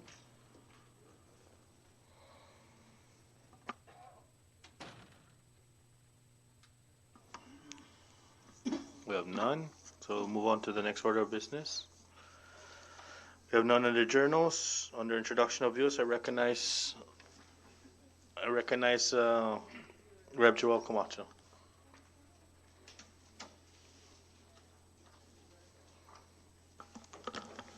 Thank you, Mr. Speaker. I'd like to formally introduce House Bill 21-123, a bill for an act to amend Crimes and Criminal Procedure Code definitions of dangerous weapon and serious bodily injury, introduced by myself and several other members. Thank you. Thank you, Rep. Camacho. House Bill 21-123 will be referred to the committee and JGL. And we'll just finish up with the introduction of bills and then we'll take a short recess. I recognize Rep. Blanco, please. Thank you very much, Mr. Speaker. I'm pleased to introduce House Bill number 21-124 to make appropriations for the operations and activities of the government of the CNMI, its agencies, instrumentalities, and independent programs, and to provide budget authority for government corporations for fiscal year 2021 and for other purposes, with the support of those included here, and we will welcome other members to support. Mr. Speaker and members, if there's no objection, may I request that we place this product on the calendar. Thank you. Thank you, Rep. Blanco. With no objection, I would like to recognize the floor leader for the proper motion. Thank you, Mr. Speaker. Without objection, at this time, I'd like to make a motion that we suspend Rule 9, Section 8, referrals of bills and resolution, and place House Bill number 21-124 on today's bill calendar. So move. Thank you, floor leader. Motion has been placed by our floor leader to place House Bill number 21-124 on today's bill calendar for action. Has been seconded. Discussion on that motion. Ready? Clerk, please call the roll. Sorry. My apologies, clerk. All those in favor, please say aye. All those opposed, please say nay. Motion carries. The ayes have it. So with the completion of introduction of bills, let's take a short recess so we can relieve ourselves.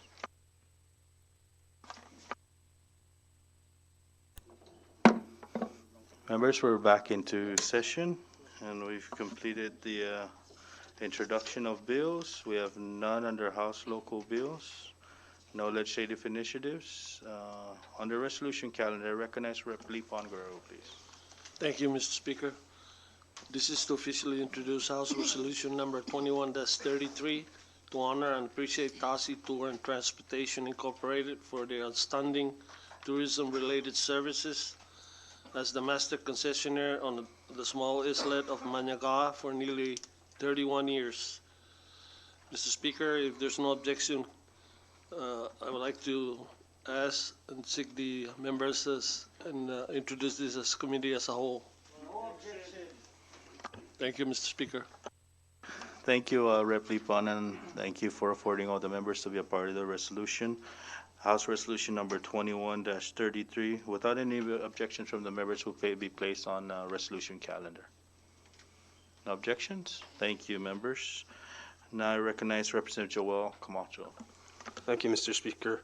Formally introducing House Resolution number 21-34 to pay tribute to the life and memory of the late Honorable Egredino Mindiola Jones for his distinguished service in public office and to commemorate his outstanding contributions to the people of the Northern Mariana Islands. If there's no objection, I would also like to respectfully ask if we can introduce it as a committee of the whole. Thank you. Thank you, Rep. Camacho, and thank you for allowing the members to be a part of the resolution. If there's no objection from the members, we place House Resolution number 21-34 on resolution calendar. No objection? Thank you, members. I now recognize Rep. Lipon and under resolution calendar. Thank you again, Mr. Speaker. I know that this was just recently numbered House Resolution 21-35 to recognize and commend Ms. Colleen Joyce for her significant role as the census advisor and her extraordinary contribution to the 2020 census of the Commonwealth of the Northern Marianas Island. Mr. Speaker, if there's no objection, I'd like to introduce this committee as a whole. Thank you, Rep. Lipon, and thank you for allowing the members to be a part of the resolution. If there's no objection with the members, that I place House Resolution number 21-35 on resolution calendar, but not for action today. No objection? Thank you, members. House Resolution number 21-35 is hereby placed on calendar. Messages from the governor. Clerk, please. Mr. Speaker, we have two items, Governor's Communication 21-153 and 21-154. Thank you, clerk. Discussion under governor's communications. Ready? Okay, we're going to skip Senate communication. We're going to leave that on the agenda until the next session. House communications. Clerk, please. Mr. Speaker, under House Communications, we have two items, House Communication 21-142 and 21-143. Thank you, clerk. Any discussion under House communications? None? Communications from departments and agencies. Clerk, please. Mr. Speaker, under departments and agencies, we have three items, Department and Agency Communication 2156, 2157, and 2158. Thank you, clerk. Discussions under communication from departments and agencies. None? Miscellaneous communications. Clerk, please. Mr. Speaker, we have one item that has been added on today's agenda, Miscellaneous Communication 21-95. Thank you, clerk. Discussion under the miscellaneous communications. None? No, Rep. Tina Sablan, please. Thank you, Mr. Speaker. I would like to request whether there will be any referral of this communication to the Gaming Committee, perhaps, and if there would be any response forthcoming from the Gaming Committee with respect to IPI's request for this abatement of their casino license fee. Thank you, Rep. Tina Sablan. Just so the members know, we got this communication late, I believe, Tuesday afternoon. So we finally reviewed it yesterday, and the members were afforded copies yesterday. And yes, this will be sent to a specific committee, most likely gaming, and even our Ways and Means Committee, as we know that it's going to affect our financials, obviously. And also we will be sending this communication to the respective delegations, because it's important that they also are aware of the communication, and that this actual communication will affect them, as current law in 20-10 does distribute this to the senatorial districts. And You still have the floor. And thank you. And while we are on the subject of our casino licensee, I would like to request that we have a follow-up briefing from the agencies that are charged with enforcement of the casino license and may now be considering amendments to the casino license. I think that proposed amendment number 9 has been widely circulating. It's been covered in the media. I don't know if we've ever received any official transmittal of that proposed amendment, but I think it's really important for us to have a much clearer understanding of the current status of this casino and this industry, and also what the government agencies are doing that are responsible for enforcing the license, and holding IPI accountable for its obligations. I think the last time we had a joint legislative hearing with the Commonwealth Casino Commission was a couple of months ago, and many changes and other events of extreme concern have transpired since then. So I think it's really important that we call in these agencies and also call in IPI. They have a new CEO. He's now reached out to this body and to other members of the executive branch, and we should hear from IPI as well.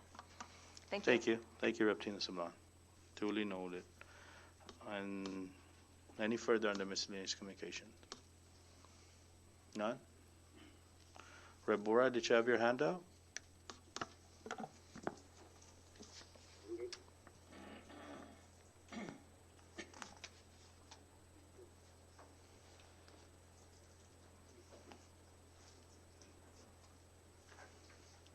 Was he okay?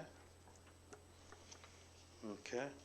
So, reports of standing committees, we have none. Reports from special and conference committees, we have none. Unfinished business, we have none. Under resolution calendar, recognize the floor leader. Thank you, Mr. Speaker. And under resolution calendar, we have three, but for action only two. And first is House Resolution number 21-33, a House resolution to honor and appreciate Tossi Tours and Transportation, Inc. for their outstanding tourism-related services as the master concessionaire on the small islet of Maniagawa for nearly 31 years. I move for its adoption. Thank you, floor leader. A motion has been presented by floor leader for the adoption of House Resolution number 21-33 and has been seconded. Discussion on that motion. Ready? All those in favor, please say aye. All those opposed, please say nay. Motion carries. Floor leader, please. Thank you, Mr. Speaker. And last on today's resolution calendar is House Resolution number 21-34, a House resolution to pay tribute to the life and memory of the late Honorable Egredino Mendiola Jones for his distinguished service in public office and to commemorate his outstanding contribution to the people of the Northern Mariana Islands. I move for its adoption. Thank you, floor leader. Floor leader is presented for the adoption of House Resolution number 21-34 and has been seconded. Discussion on that motion. Ready? All those in favor, please say aye. All those opposed, please say nay. Motion carries. House Resolution number 21-34 is hereby adopted. Thank you. And that takes care of the resolution calendar. Under bill calendar, just to notify the members, House Bill number 21-29 HD1 will be referred back to committee and JGO. All right, thank you, members. I know that that's been on calendar for quite a few sessions. So with that, floor leader, for the motions, please. Thank you, Mr. Speaker. And under bill calendar, we have several, but we're only going to act on one, and that is House Bill. But before I make the motion, I'd like to make a motion that we suspend Rule 7 and Rule 7, Section 9, Committee Reports, and Rule 9, Section 9 and 10 for first and final reading. So move. Thank you, floor leader. Motion on suspension of pertinent rules have been presented by floor leader and that's been seconded. Discussion on that motion. All those in favor, please say aye. Those opposed, please say nay. Motion carries. Floor leader, please. Thank you, Mr. Speaker. Motion for House Bill number 21-124, a bill for an act to make appropriations for the operations and activities of the government of the Commonwealth and Northern Mariana Islands, its agencies, instrumentalities, and independent programs, and to provide budget authority for the government corporations for fiscal year 2021 and for other purposes. I move for its passage. Thank you, floor leader. A motion for the passage of House Bill number 21-124 has been presented by our floor leader and has been seconded. Discussion on that motion. Rep. Blanco, please. Thank you very much, Mr. Speaker. Honorable colleagues, in the interest of time, I'll make this quick and brief. The appropriations bill for FY21 in front of you is a product adopted by and recommended for passage by your Standing Committee on Ways and Means. The administration submitted its original projections of $144 million on April 1st of this year with a revised budget proposal of the same amount on July 1st. The administration's July 1st memo, first sentence on page 14, spelled of a, quote, a massive reduction in resources, end quote. And on page 4 states, I quote, the revised general fund budget anticipates a substantial reduction in revenue resulting in curtailment of critical public services, forcing our government to readjust our budget, affecting government services and employment, end quote. These sentences alone compelled your Ways and Means Committee to hold numerous budget hearings with departments and agencies, visited Aurora and Tinian to hold same hearings with the honorable mayors and their resident directors, and deliberated for days and countless hours with our legislative staff to come up with today's product.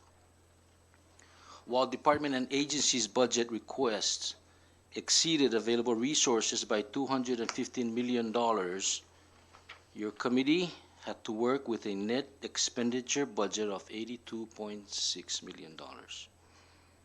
Per the administration's proposal, we eliminated vacant positions, moved over-allocated funds from activities to underfunded activities based on the following assumptions. They are: A, the comparison between the department and agency requests versus the governor's proposal.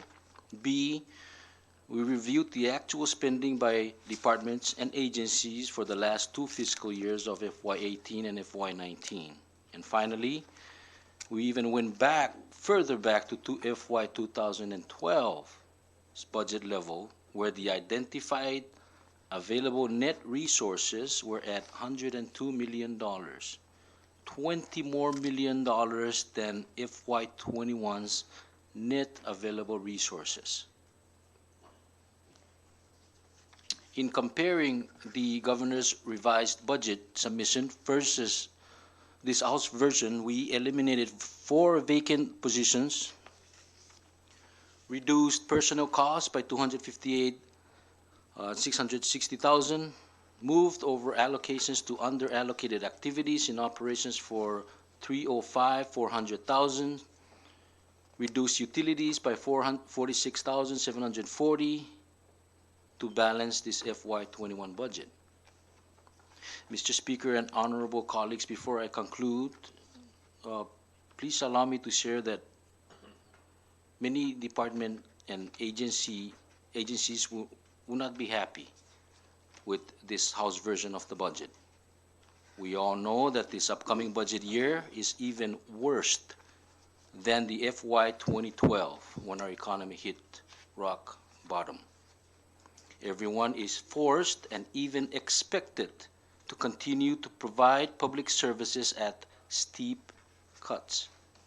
Yes, this is an extremely bad fiscal year, and we must all share and carry this burden together. I personally feel sick to my stomach because we have no choice but to allow the furlough of more than 500 career and hardworking employees. We are forced to cut salaries of hardworking cabinet and agency heads. I wish this was not the case. These are extremely difficult but necessary decisions that we have to make. In closing, I am optimistic that should we realize an increase in revenues, we may be able to bring back salaries across the board, bring back our furloughed employees, and reinstate normal government operations at 80 hours.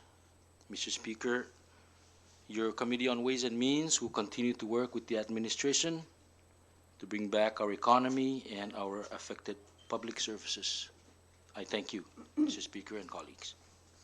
Thank you, Rep. Blanco. Any further discussion? Rep. Manglonia, please. Thank you, Mr. Speaker. Members, while I support the bulk of this bill, there's a concern I have in regards to Public Law 731.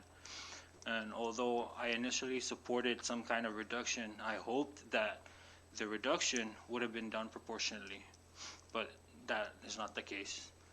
If you look at Schedule B, there's a disparity between appointed positions, particularly the appointed positions for the 1st and 2nd senatorial districts.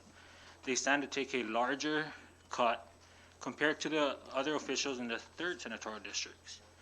This larger cut, paired with the higher cost of living in these districts, would have a bigger impact on those individuals and their families. Now, I thank and appreciate the hard work and countless hours the members of the committee put towards this budget, and of course for their support for road and TNN operations. But I would have to say that at this time I cannot support this bill. Thank you. Thank you, Rep. Manglonia. Any further discussion? Rep. Martita, please. Thank you, Mr. Speaker, and thank you, Chairman Blanco, and as well as the committee for coming up with this budget. As Rep. Manglonia has stated, I also do support partly of this budget. However, I strongly believe and feel, and although I do support cuts at this critical time, financial crisis, we do have financial crisis, and I'm sure all of us acknowledge that. And while we are in this pandemic, and because of the furlough, there's just no economic there's just no economic drive right now. But if we are to cut, I'm for cutting, I'm for reducing government operations, costs, and name it. And I do support that we should work hard and cut government operations, reduce personnel. But this bill,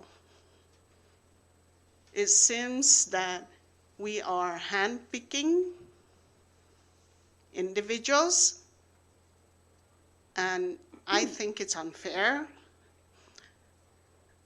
I think it's unreasonable, irresponsible, that we have to do this on selective individuals. If we are truly sincere about cutting government operations, cutting personnel, we should cut it across the board. We should cut all government agencies. And I think this is the time. This is the time to do it right, since we are, all suffering. There's just no resources. This is the time to cut across the board and not selected few. I strongly believe that this is unfair, and I do feel for those 500 furloughed employees. And because of that, for 500 furloughed employees, this is the reason that we should review all government agencies. This is the reason that we should really look into all agencies, all personnel, and not selected few. I do support cuts on all government operation, and again, I must emphasize, this is the time really to review, analyze, and make the decision, make that hard decision. And and I know this is a political season, election year, but we have to make that hard decision. And that hard decision is really to look into the government operation, all personnel, and make that right decision, and not to select individuals or selected few. I believe that it's about time that we reassess our government and make it right, do it right. And because of such cuts on this selected few, I oppose to such a bill. On top of that, Mr. Speaker and members, it's quite, disturbing, and the Secretary of Finance says it better. We have a lot of our own students coming back. They have credentials, and for them, like I said, let's not be envious of our people succeeding. Let's rejoice that they're back, they're here. And although, yes, it's political appointee, but for those who have credentials, let's be happy for them. Let's find joy that they're back. They're back to be a part of our, thriving Commonwealth. They're back to serve our people. They're back to serve our islands. We cannot continue to spend money, send them, we gave them scholarship, and then when they come home, we're gonna insult them with that kind of salary. For God's sake, we have to be a part, we have to be proud of them. We take pride. I take pride in our young students coming back to be a part of our government, to be part of our public, servants, to be part of our community. And for us to take that away from them, I think is unreasonable, unfair. And again, the Secretary of Finance said it better. I strongly oppose to such cuts. And because of this reason, Mr. Speaker, I oppose to House Bill 21-124. Thank you. Thank you, Rep. Martita. Any further discussion? Rep. Tina Sablan, please.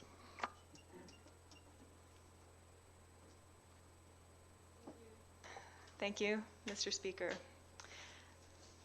Colleagues, Chairman Blanco, Leader Probst, Mr. Speaker, as the minority leader's designated representative on the Ways and Means Committee, I'd like to express my gratitude for all the hard work and collaboration that has gone into drafting the Budget Act for fiscal year 2021, especially by our committee chairman and colleagues on the committee, and also, of course, by the staff of the Legislative Bureau. This has been very much a bipartisan process, and we appreciate the committee's consideration of the minority's proposals and recommendations, many of which were incorporated into the budget bill that we are deliberating on today. These include additional funding, however modest, to the judicial and legislative branches, as well as the road and tinning municipalities for operations.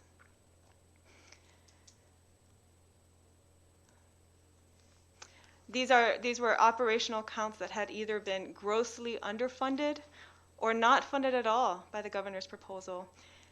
We also included language to require quarterly rather than monthly budget allotments to both the judicial and legislative branches of government as provided in the Planning and Budgeting Act. And with the understanding that these quarterly allotments would facilitate more efficient operations, planning, and adjustments as needed as we move into the new fiscal year. Modest increases were also made in appropriations to the public school system and the Northern Marianas College. There was additional funding identified as well for the Commonwealth Healthcare Corporation for uncompensated care, which had been zero funded under the governor's proposal, and the reinsertion of language directing CHCC to report to the legislature on the feasibility of a universal health insurance model for the Commonwealth and policy options to address this long-standing problem of uncompensated care. This language, we would note, was drafted by CHCC in the last budget process, but didn't make it into the final bill. There is also the restoration of earmarked funding for the Office of the Public Auditor and language directing the Secretary of Finance to withhold and collect the 1% fee mandated by law from the autonomous agencies and to work with the AG as needed to enforce this provision. OPA plays such a critical role in preventing and detecting waste, fraud, and abuse of funds, and is one of the only executive branch departments still on austerity right now. So these provisions in this budget bill supports OPA's continued operations and continued independence. There are also more stringent reporting requirements for government departments and agencies to report to the legislature, including the reprogramming activities, as well as access for our LB analyst to Finance's JD Edwards system, so that we may more adequately monitor the expenditures of public funds and do our own duties and responsibilities as holders and controllers of the government purse. There's language to ensure that funds appropriated for the payment of utilities may not be reprogrammed, and further, may not be used to pay for the utilities of elected officials at their residences. This language closes, at least for this fiscal year, an area of known abuse. There is no legal basis for the government to pay for the personal utilities of any public officials. Regarding the adjusted salaries of our appointed officials, the proposal, as we know, was actually introduced earlier this year and passed the House. And I think it's really important to remember, colleagues, that it wasn't proposed as a permanent adjustment. This is a temporary adjustment in the face of fiscal realities, as this proposal is for this budget cycle. So what's fair? Adjustments were made, and even so, most of the salaries, even with the rollback, even with the 20% austerity cut, will actually still be greater than any of our salaries. What's fair? Illegal overtime and double pay for appointed officials after U2, during COVID. In some cases, they got paid before their staff. These are facts. What's fair? Over 500 people furloughed across our government, handpicked by their bosses, totally unfairly, in total violation of personnel system rules and regulations, total violation of their rights to due process at the direction of this administration. And yet, even in light of all these facts, colleagues, the proposal to adjust for this fiscal year the salaries of the CNMI's top appointed officials should not be seen as punitive. It's a reasonable, measured approach to the extremely serious fiscal realities we face. Cut at the top, particularly when massive, painful cuts have already been made at the bottom. Colleagues, many businesses are already making these types of decisions as well in the private sector. Hundreds of government employees, thousands of private sector employees, all of whom have paid taxes, the same taxes that pay the rest of us who are fortunate enough to still have salaries. They're not receiving any salary at all. What's fair? A budget, colleagues, is inherently a work of compromise. There are always elements that each of us will like and not like. Are there other solutions? Of course. Maybe better solutions? Sure. But we still need to pass a balanced budget, and we can and should at the same time work on these other solutions in other legislation. We had a fiscal response summit months ago. All branches of government, plus the private sector, participated in the Governor's Fiscal Response Summit. It was collaborative, it was productive, it was consensus-driven, and focused on solutions. When we ended the summit, the next step was to bring these ideas together, on which we had found consensus, in an action plan. What happened to that action plan? We were supposed to reconvene last month, according to the Governor at our last meeting. Go over the action plan that the administration was finalizing. That meeting didn't happen, colleagues, at least as far as I know. I was on the working group. And it didn't happen, at least in part, because in the midst of a pandemic and a fiscal emergency, the governor went to the Northern Islands on government boats and vehicles and with government personnel and blew over $100,000 in one shot. The governor's appointed officials came here to tell us about fairness and working together on solutions. But where is he? Where are the solutions that we brainstormed together over 5 days? Where is that action plan? Let's get to work on those. But today we have an immediate obligation to pass a budget to the Senate and work out whatever differences we end up having. No budget is ever perfect. This year's budget constraints and uncertain forecasts are especially challenging for the legislature. We do continue to be concerned about funding shortfalls for our healthcare system, including medical referral, which will be transferred to CHCC. The funding identified for medical referral falls far short of historic expenditures, as it always has.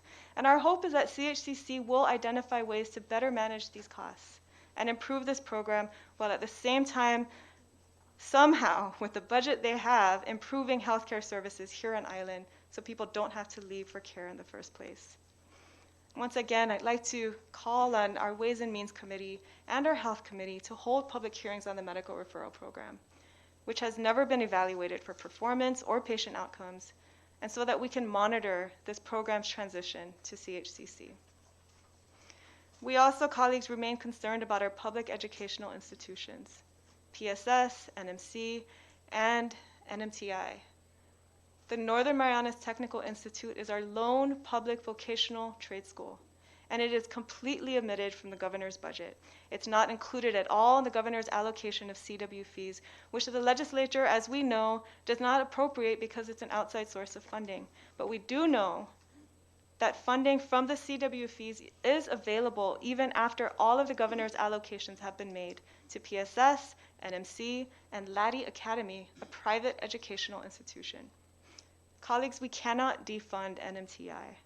And I would urge you, Chairman Blanco, and Mr. Speaker, to press on this administration to ensure that NMTI, this public institution that is so critically important for building a skilled local workforce, is adequately funded with the monies that are specifically intended by Congress for these purposes.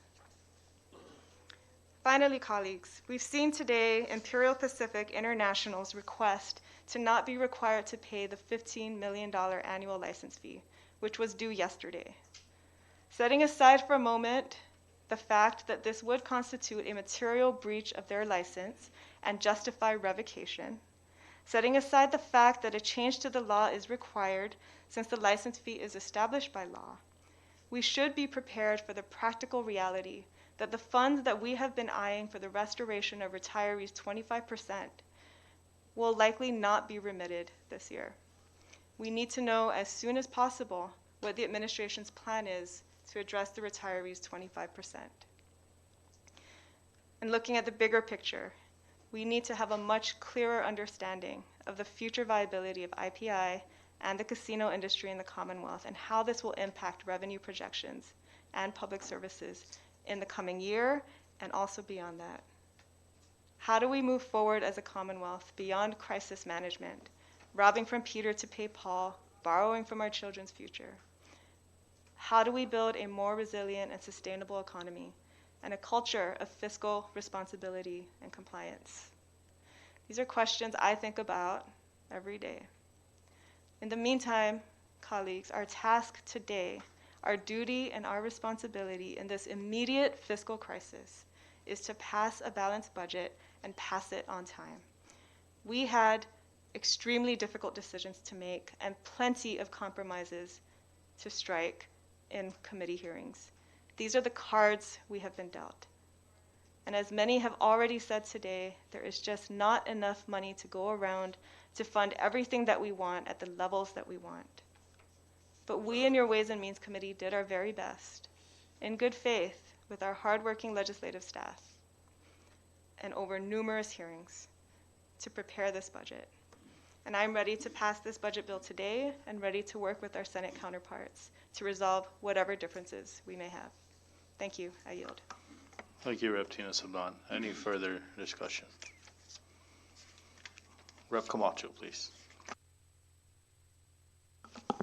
Thank you, Mr. Speaker. Forgive me.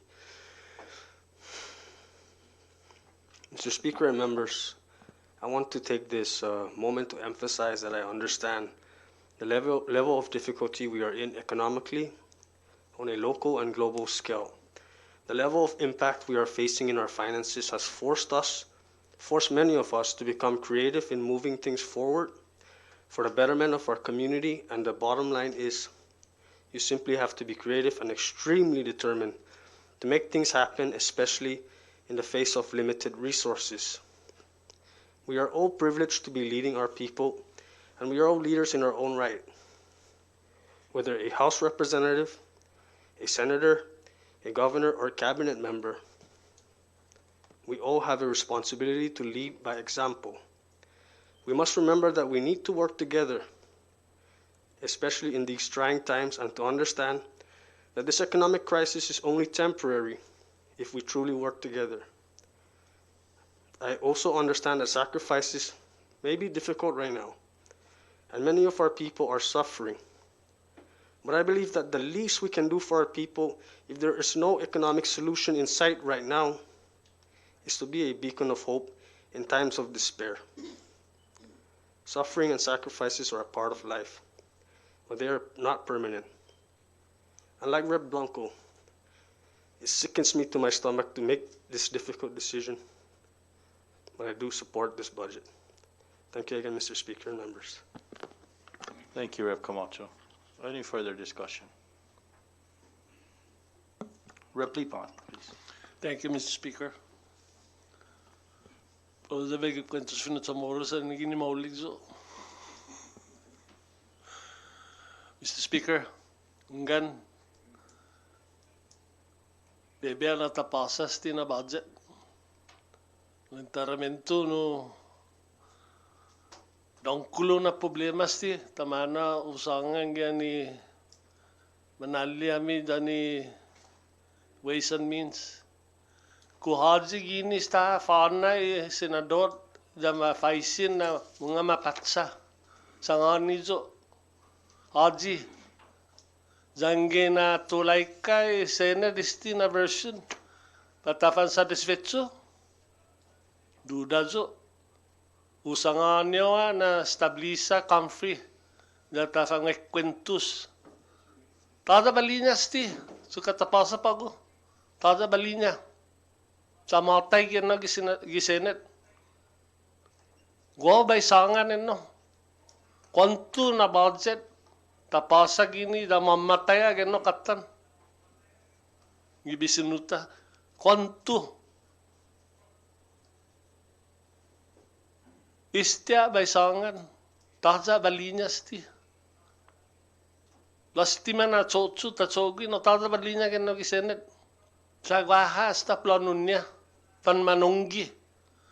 Malinga mo na tanagwa joint session data sadbasti gyun manera ha. Sa ennigi nisinya ta sadbasti nutuka ta fangwentus to lanotsi. Tada balinya.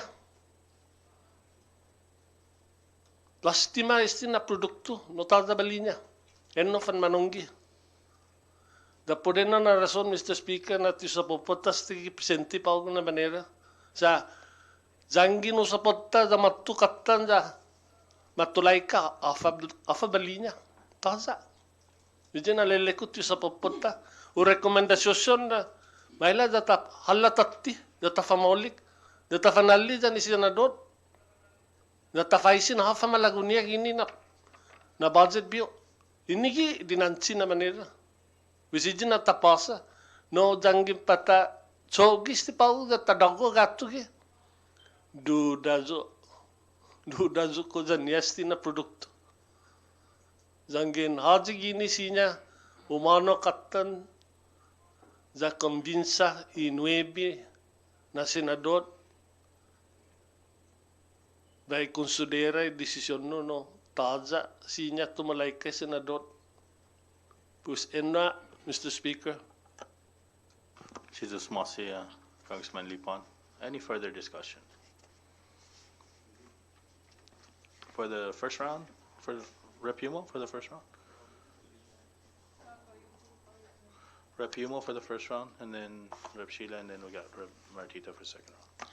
Thank you, Mr. Speaker and members. And I would just like to state for the record that what Rep. Lipon says is true. No matter what we do, there's always going to be changes, and that's the budget process as we know it. But as a member of Ways and Means, we have a job to pass the bill and have it go to the process and avoid a government shutdown. I was a part of the conference committee last fiscal year, and it was pretty much a smooth one. So I'm confident that whoever, Mr. Speaker, you appoint, we can get things done in a speedy way so that we can avoid what's worse is a government shutdown. I know this bill would temporarily reduce salaries of many people, but we also approved a resolution last month to borrow from the community disaster loan from FEMA, and to then, if that's approved, then we can come back and approve a budget and reinstate everybody back to what it should be. So at this point, I just want to state that we did work very hard. I thank Chairman Blanco for leading the way, and I know it's not a popular bill with a lot of our members, but at the end of the day, we still have to pass this and go to the budget process. And as Mr. Rep. Pond says, it's going to be changed in the Senate, so at least there is points to take into account. We heard many testimonies from many cabinet members, and we hear them, but we also have to look at the bigger picture as far as who else is being furloughed, or maybe in the future might be risks, we don't know, but I would like to ask the members to consider the budget as it is, let it go through the process, and if there is, and most likely there will be a conference committee, and we'll iron out our differences, but let it pass, because we're running out of time. We only have a month and a half left. Thank you. Thank you, Rep. Yumo. Rep. Sheila Babauta for the first round. Thank you, Mr. Speaker. I want to start by thanking the members of our community who came out today to make public comments. And I want to commend Chairman Blanco and the Ways and Means Committee for spending so much time and energy crafting this legislation, hosting public hearings on all 3 islands, and encouraging feedback from numerous agencies. This budget is not perfect, but it is our duty to pass a budget that is balanced and on time. And I really want to thank our minority representative, Tina Sablan, for keeping the minority group informed and for really pushing many important aspects of the budget. We are grateful for you. Some of the concerns that we heard today included, will this impact the success of young professionals and attracting our people to come home regarding salary cuts? I don't think so. I came home not for money. I came home for the CNMI, for my home, because I missed it. There are other areas that one considers when accepting a job, and location is a major part of it. Can we fairly reduce salaries across the board? That will be hard, because government salaries right now aren't fair to begin with. We have admin staff earning $15,000. We have first responders earning $18,000 a year. We have legislators at $32,000. Take home is $28,000, and the governor at $120,000 a year. So, do we work above and beyond our pay? I believe we do. Public service is demanding, especially in a place where there's so much work to do, where we experience disaster after disaster, and where the needs are very high with very little resources and expectations that are really unrealistic. But experiencing that decrease in household income is really one of the best ways we can suffer together, as we heard today. Household income impacts your kitchen table, it impacts your families, and that is something that we are all facing. This body has a responsibility to pass the budget, probably the most important legislation every year, and so I support this bill. I urge my colleagues to also do the same, and I'm ready to vote. Thank you, Mr. Speaker. Thank you, Rep. Sheila Babauta. Rep. Borja de Antinian, please. Is that for Borja, Mr. Speaker?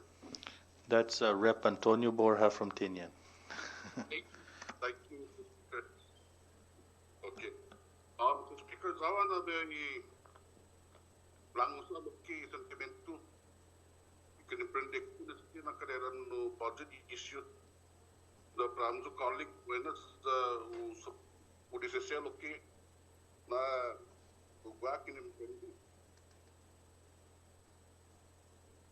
e budget ni para carding sa mudo ko comprendi economia ta ni mangai gini na sto ki mana pandemic no YouTube.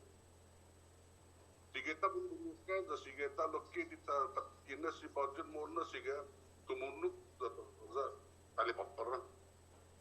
Da anu ni patapso no van pareho lokki ni la to gini ni pro ata namasi.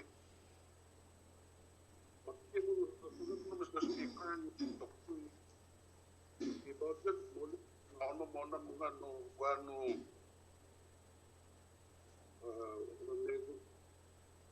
zangin tapasa sa problema lo zangin tapasa lo kiza ka paragwad reduction no talo muli reduction de kitaligo manu na agency siya ni titi mangos preciso dan open operation to mana ilingnya ni palu balik untuk ini manggai kami kita no cabinet let's say even directors lo zangin tin consider tipo makonsidera ino lokki gino kita saipat namasenya pilihan dan luta sa iswepun tuluk gini ni 45 papa está que por tuluk tapi ki 28 untung mentakilona sempre dise operator ni tractors at no buskatar ki momentanti programa that will cause something tabu no problema in future di baba di no kaligli ta mole kasi ang insinya umaligo mon penyo ni patana finances sa kumolo ki said that still would return dan insinya tanapare telefon but if you often pragma view no funding guahan telefon no funding lagi gini terus tali para mau tiba preciso kan no mau mas statik da tanah suwa da tanah situ unhinano gi angin gas pes gas telefon pes telefon agak mengalami tapi na tempo gi ni taza telefon pau na tempo no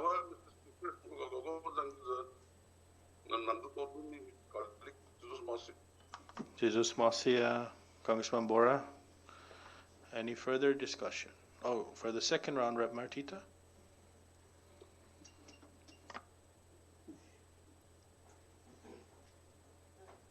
Thank you, Mr. Speaker. Si just masi sa malengya lo kebe fino chamoro sa malengya jo fino chamoro kene no sa lenguaje ne la fino English te lenguaje sa polu sa fino chamoro sa bisangan kita gwine. Jangin magahin na para ta trata todo ne este empleo gobernamento. Munga na para ta polu pago po di election year re-election. This is gonna be very unpopular. May la sa takat todo do. Kuntoy legislatura. Kat todo do. Janigin isinya taolong fair. No? Unfortunately, gobyerno, 120,000. Loafa, tisinya ta sogi sa, tisinya takat sa lai, no? Kagigi, pusinya lo kita review, janggenen no malagota patakat todo. Kadi gobyerno sa kaingigi authority. We can come up with a bill, but nobody seems to do it, right? Let's repeal Public Law 19-83. If that's really our goal is to cut government operation, let's repeal Public Law 1983. This is gonna be an unpopular decision, right? Why? Because Public Law 19-83 gives all government employees a raise. Now that they were furloughed and were concerned, If we are really concerned, let's just cut the allocation for the legislature and just the salary itself and give the 500 employees. Let's split this out. That's another one. If we're really sincere, let's not play politics here. Let's not play, for our re-election. Gua masya malalaguzo, pati malalaguzo. Lo sinabi fatinas desisyon ko pabi mabota tati padai lo mungahin manugandu ninilala itauto. Put in video. Put para tamailihi. Mungan na patafangmentus, duro tafangmentus, bonito na kwentus para ta kumbinsi tauto para ta sa patafanui tauto na ita molik para tauto. Lo gikosen shatta, lati dinansi man dadagin. Bula gini man dadagin. Lo kumumagahin naman sincere na todo si tafan masapit pas maila sa tasogis ti budget. Gi dinansi, gi sanu, zamela sa tanasua todo do siya offer siya gini ti man golf preciso. No, sa pago na tempo ni golf makat inilala. Golf makat inilala para todo do tauto gini. Pues zanggin magahin naman sincere. Munga na para ta adzik oji zata jan oji ti zata masasangan jangwa sumangan gini na cabinet ma adzik lokki pikan choose tutungo la jangin wa no sumog bini ki cabinet jangin 1, 2 mapapasi overtime jan todo hafa na patakastigay pumalo cabinet. Ti Taiwan no matsugenya isti ipara uguaha dinansi na tsotsu. Debi di tachota todo pareho. Munga na patakastiga un tauto pat un nana un tata put amin patgun put lilachin nananya pat linachin tatanya. Ti Taiwan no sa ti Taiwan no na klasin tauto gini gisa maranas. Ang lachi nana pati tata ti debi patakastiga pat gonya. Debi guiza. Pues parewa ne janoji na cabinet, jangenoji na cabinet a chobita yanone, guizaha solamente para ta no castiga para ta amunisa lo munga na para todo sa ti todo man iso. Mr. Speaker, ang ko-stot ba justice siga elekta na patafan manaligo sa lapi. Mungkin na ita gini, mungkin na tita aso dai sa lapi. Sensi niya tatsogi tobacco tax. Bula sinya gini tatsogi lo ni unu gizay ta malagot sumogwi. Bula no sinya man manaligo sa lapi lo ni unu.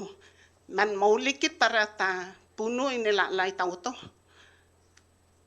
Man maulikit. Man nalalaluit pago sa ta-furlough, man ma-furlough no kwantos no empleo. Lo afa na ma-furlough, isoy cabinet. Hit, isoy cabinet, isoy administrasyon. Hitay gwini na debita fan manaligo sa lapi. Di para ta judaji administrasyon, ni cabinet, ni po fan masustenis, ti 500 na empleo. Munga na patafagasi ka na ita. Gay gigini, ipudet. Gay gigini ipudet na hita debi tali gaji sa lapi. Pago para tasosong ni na i-cabinet no aadzik chusampik. No, that's not true. Sa zanggin magay na chusampik, pamilya kulokik man ma-furlough.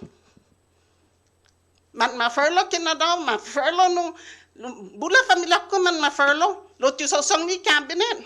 Sa fabitsogbi.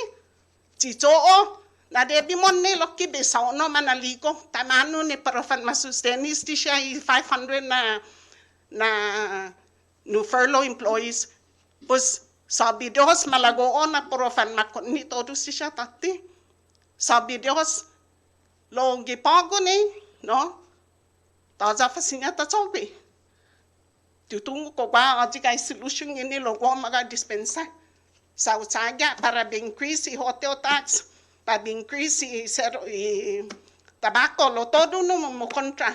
repeal education tax credit, baba. Todo dus di siya earmarkings para tanapara sa ulilyas ta ekonomiya. Tapasa po no para tana sauno NMTI para under government. Wow, mambota dyan edigi por rason na si gobernamento, salapi gobernamento siya tumunong papa. Enigi siya, jajanggin maka naman sincerit, puresti 500 na empleo, lekpo na allocation ni legislatura, dyan mano siya na ti preciso na, or tigof preciso na departamento. Lekpo na nahong pasim sinya 150, no? Na man ma-furlough takot ni tati. Lekpo na sinya, no? Plus takadis ti cabinet, ni. Dyan man na danai, lekpo na sinya ba 100 na tauto takon ni tati. Mampus no mungay man gandun politika gini, mungay man in video, mungay man oskwan put tauto. Jam puri man hobin si Rep Sheila ilan na hobing giza success. Mauling na sa bijam tumagi za she doesn't care for her salary. She's not here for her salary. But what about those doctors? What about those engineers? What about those other professionals of our own children that wants to come back? They don't want to come back for 32,000. We could have attorneys here being a member, but who wants with the 32,000?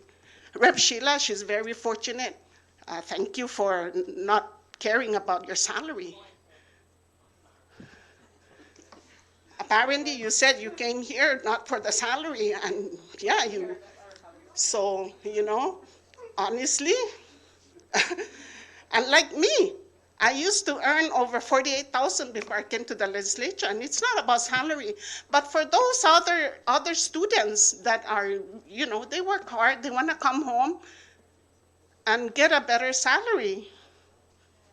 So, it's not that salary is all that matters, but really it's an insult. It's an insult for those of our students that work hard and they want to come home, and we cannot give them this opportunity. So, Mr. Speaker, no pagsangan janggin maka naman sincerit, mala jatahala tatis ti budget bill, jata reassess, jata manaling si Rep Lipon.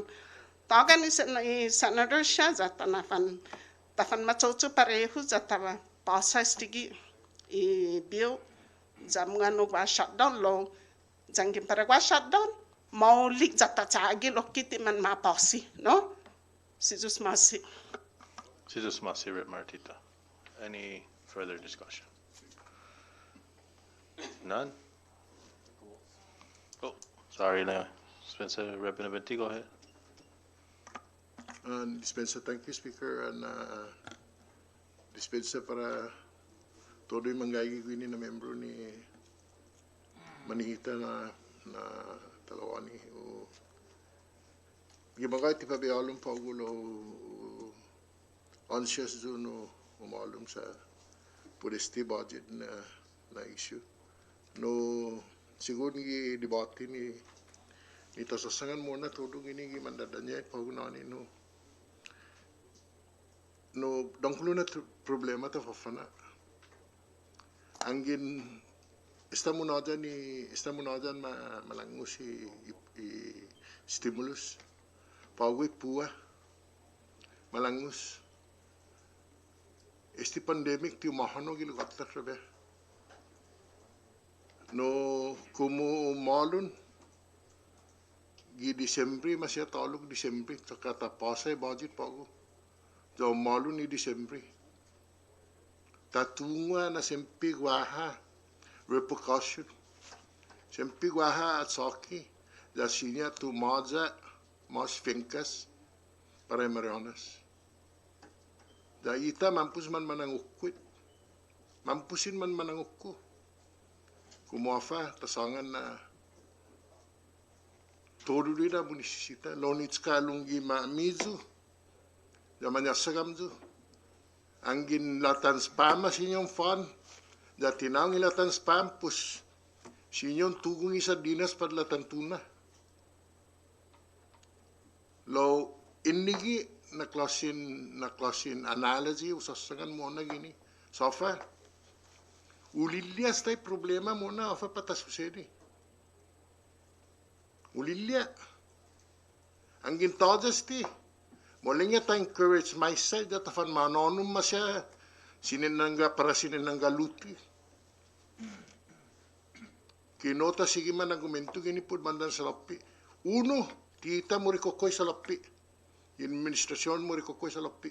Yotro, tita dumispepen susung sa lapi. Tada tatsusugi man mamalalay da gini. Ni hafa para matsugan niya sa lapi. Lau tita mo nalango si sa lapi.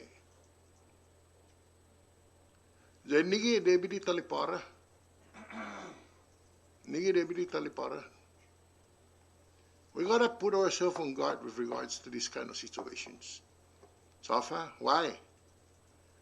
We are challenged with a lot of challenges in the future that these challenges are forthcoming. And we don't know beyond that challenges. So still worldwide situations still. When pandemic hit us, 3 days, God shut the world down. Siya binatungam jo. Irani Sainas ti. Ja, istapago man mamaridesida, ko istigi para kasigutan eh. Pos maila, ja tafanaguti konne, ja tafanajura, unuki otro. Tizao na parofan mautut sa dunya di selos prohimus. So ang parewira nito todo manggay familia, kung familia da gini haipan. Manggay parintisit. Todo do man mamaridesi. Lo anuatan lo kiji 500 na empleo maestra siya ni man ma-furlough.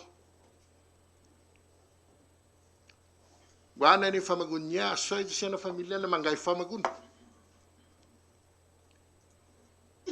Manggay famagun, man mamumuk siya famagun, timatungo ko po mga fanskwela famagun niya. Inigi siya na manera taatan eh. Isalapi. Kasusuday salapi mo na. Lawi minasapit, dyan minaulik, tafatsusutsuy manusin niya. Pus debya di tafan masapit, debya di wa sakrifisyo, maila da tafan adura. Taatan manu, para minaulik parita. Sinya manaat sadgin muna zaman kalani di man lalanga na klosi, wana biyay. Safa, titali papara, hafa pasuta gitimpo. Lostia besang onem jo, manita gini na oni. Maila, Mr. Speaker, maila ja tatsuli tati, ang insinya tatsuli tati ibiyo. Jawagwa konsensya, ja ni Senate, jawagwa minaulig na desisyon, ja diretso, ja mga na ugwaha bingwansa gidispues gi mama maila, ang gintaposa istibyo. Budget. And no abe faisino, Mr. Speaker, kumusinya, maila da tanafandan niya i-Senate, kumusinya tanafandan niya i-Senate. Da ungwa un corazon, cosa que angin matu ati gimendamento, sinya gobyerno, haatan da alipara lang yung ungan kabaulisis na dokumento, afirma. And no, Mr. Speaker, Jesus Masi. Jesus Masi, Rep. Benavente. Rep. Castro and Vice Speaker. Well, sorry. Vice Speaker, please. Okay. Thank you, Rep. LJ Castro. Mr. Speaker, thank you very much. I want to applaud the hard work of the members of Ways and Means for their countless hours on working on this bill, and also with the great leadership of Chairman Ivan Blanco. Chairman, thank you very much. But although I do support the bulk of this budget legislation, I was stunned with this 45 personnel salary reduction. And I'll echo Rep. Maritita. This is totally unfair. Totally. And if we are to fix or to fix the economy, we ought to do it the right way. The right way. And I echo the other concerns of the individuals that spoke up. Why don't we return this bill back to the committee so that we can work along with our Senate counterparts? I understand the Senate is going to shoot it down. Even if we pass it in the House today, the Senate will shoot it down. So what's the reason of passing a bill, a budget, that is not, that we will not be supported by our Senate counterpart? So because of that, and I'm acting speaker now, like I said, I do support the bulk of this legislation, but I do not support the reduction of the unfair reduction of some salaries. And it's not across the board. And I thank, as acting speaker, I now recognize the minority leader. Thank you, Speaker, and thank you, colleagues. And of course, I don't know if I have too much to add after so many of you have spoken so passionately. And we are in a very difficult bind. Chairman Ivan Blanco and your committee, thank you for the fine work you did. We would get regular updates from our representative, Congresswoman Tina Sablan, and of course we've had conversations, and as we did earlier, however we vote today, we're going to get attacked one way or another. And I wish to God that there was an easy answer, that we had easy solutions to this, that we could just pen something up so easily. But it's not so easy. I do want to say that that no matter how we look at it, I mean, just based on the trends right now, Speaker and colleagues, that things are going to get worse before they get better. And you are all representatives, respected representatives in your precinct. I know each and every one of you go out and you meet with your constituents and you hear the painful stories. I'm sure some of them have been to your house to ask for assistance or called you or visited you here. It's painful. We've talked about this. And some nights, I'm sure, it's very emotional. I'm sure some of you have had difficult nights and think about it and maybe even cry. But it's painful. But there's no easy answers, as I mentioned earlier. The fact of the matter is, we're in dire straits right now, trying to make cuts here and there. And it is unfortunate that public servants, such as cabinet members, will be asked to make greater sacrifice. I think each and every one of you, when you first ran and took the salary, knowing that you're making much lower than you probably could have made at other places, you're making a sacrifice, and you continue to do so. But again, with all the news that we're getting, we know that IPI won't be able to pay their license. We see businesses that are closing down, that are just barely hanging on. You know what a constituent said yesterday? Just to have a job right now, you're so lucky. Just to have a job. Because there are so many in our community, not, of course, those that have been furloughed, but there's so many more that can't find work. So it's very difficult, a very difficult situation. But even with our salary, And with all the cuts that we're making, do we honestly believe that we're not going to make further cuts? This is only the beginning. There will be more cuts. That I can assure you. I'm not fortune teller, but based on the trends, just today, Guam reported 28 new cases of coronavirus. And, you know, we found out, of course, just in the past couple of days that Guam's governor and lieutenant governor have it. And we're only a 30-minute plane ride away from Guam. Chairman Marco Peter has mentioned, you know, his concerns about it coming here. We all have, and the dangers of it. But it's hard to reopen the economy with such threats. So what can we do? We have cabinet members who have credentials, college degrees, who did come back home, you know, and made tremendous sacrifice. And it's sad. But here's the thing with our ability.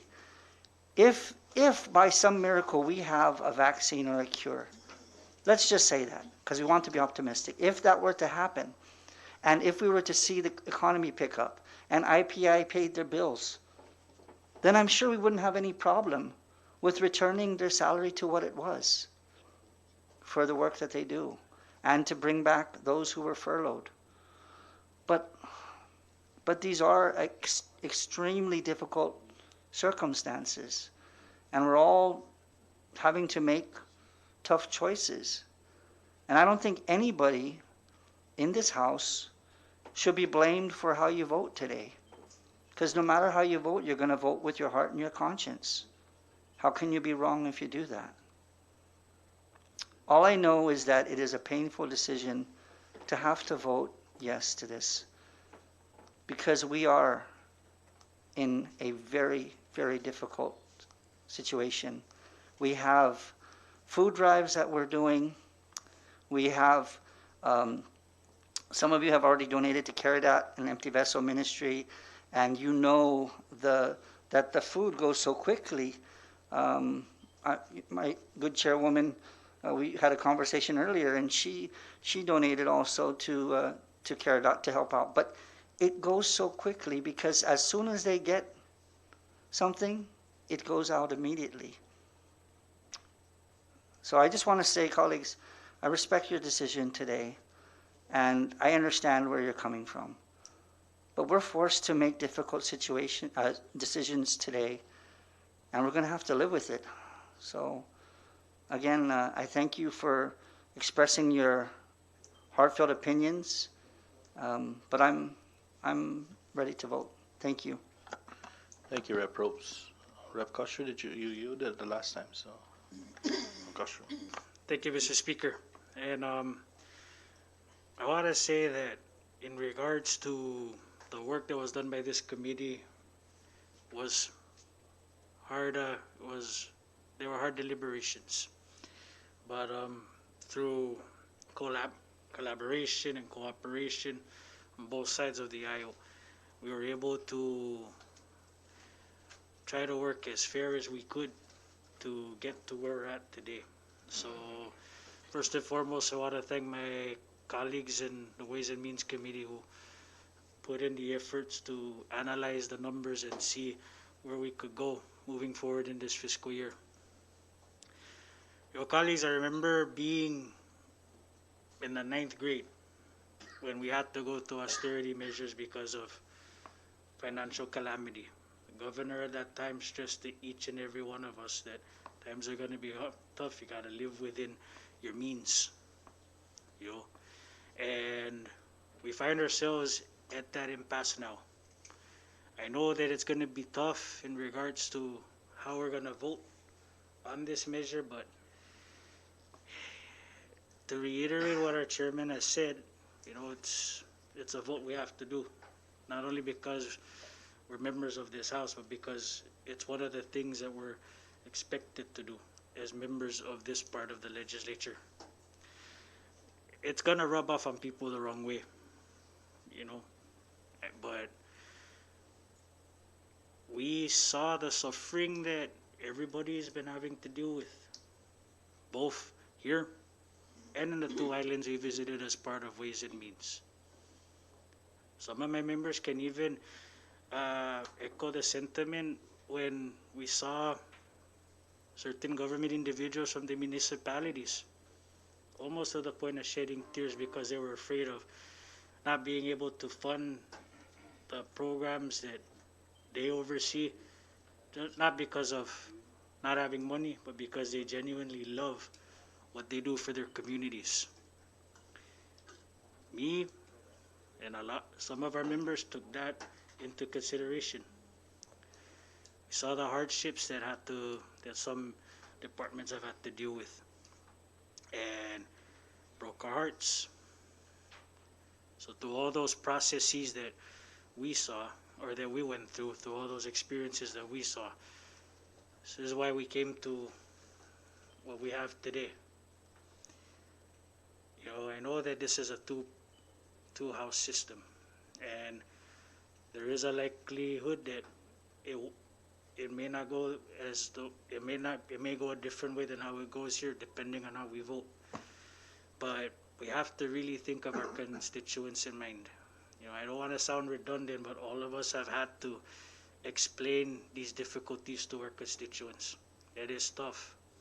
It's affected them, our staffers, and us. But we need to take action on this. I know everybody expressed their emotions. We've heard the sentiments of the community, and we've heard how each of us have felt in regards to this. Well, members, we have a responsibility to get this through and keep our government running, even at the drastic measures that we have to do with now. It's going to be tough, but this is something we need to do with our people in mind, first and foremost. So just like our minority leader mentioned, and because my counterparts in our precinct spoke so eloquently in Chamorro by Utsum Estina Sentimentoko Gifino Chamorro, Mr. Speaker, listo. Jesus Masi, Rep Castro. Any further discussion? Floor leader? The last person, floor leader. Thank you, Mr. Speaker, for having me to speak last. And thank you, members, for all your sentiments. I'm a member of the Ways and Means Committee, and we did work hard. Although I agree with the bulk of most of the work, I am still not in agreeing with Schedule B with the cuts on the cabinet members. As you can see, the proposed cuts brings back the salary of Public Law 7-31, and that's a major cut. Some of them are over $10,000 in cuts. And on top of that, further cuts will be given with the 20%. I too agree that this is unfair, and I hope that we could see more more comments from these affected individuals. If some of the members of the cabinet came and speak earlier in public comments, some of them recommend that there's other ways, perhaps maybe unpaid holidays that could bring this body to a tune of probably close to $3 million. That is fair, because that's across the board. But just targeting individuals specifically, for me, I do agree with some of my members that it's unfair, and I'm ready for a vote. Thank you. Thank you, Floor Leader. A point of information. Please state your point of clarification. Thank you, Mr. Speaker. Some of the members may not have been aware or were able to attend the hearing that the special committee had with the Office of Personnel Management I guess a couple weeks ago now.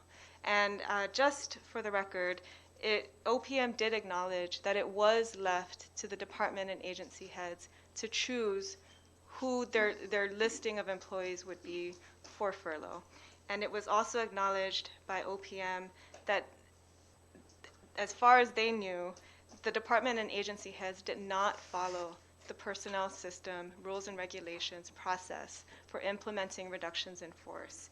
And further, that the due process rights of these employees were violated because one, they were advised that they could not appeal, and that was not true, and two, the reduction in force process was not followed in the first place. And so some are suing, some are appealing. Some have actually been reinstated in some of these departments, which now are acknowledging that the reduction in force was not implemented correctly or fairly in the first place. And so that's the first point of information. I just want to, again, on this topic of fairness, as Chairman Yumel has pointed out, yes, we all hope that there will be an infusion of funds, but chances are that community disaster loan won't come in when we need it, and it won't be in the amounts that we need when we need it this fiscal year. And chances are, our minority leader is spot on that we can expect that we will have to make even more painful cuts. And so this issue of fairness, what is fair? A 20% cut to someone who's making $60,000 or $75,000 is not the same impact as a 20% cut for someone making $13,000. That these proportionate across the board cuts, the argument could be made very strongly, are actually not fair. And every time an across the board cut is announced in this government, this is always pointed out, and the question is always asked, why don't we start at the top? I would support a repeal of the governor's salary hike. Let's roll that back too. Unfortunately, for this budget, for this fiscal year, and for this current term, we can't do that. I would support cutting back legislative allowances. We need to redefine that. I would absolutely support suspending the holidays. We can do that in separate legislation, but we need to pass a budget and go through this process and work out whatever differences we have with our Senate colleagues and do this on time to avoid a shutdown. That is our primary responsibility as legislators. Thank you. I yield. Thank you for your point of information. Point of information? Point of information, Rep. Martita? Okay, please state your recommendation.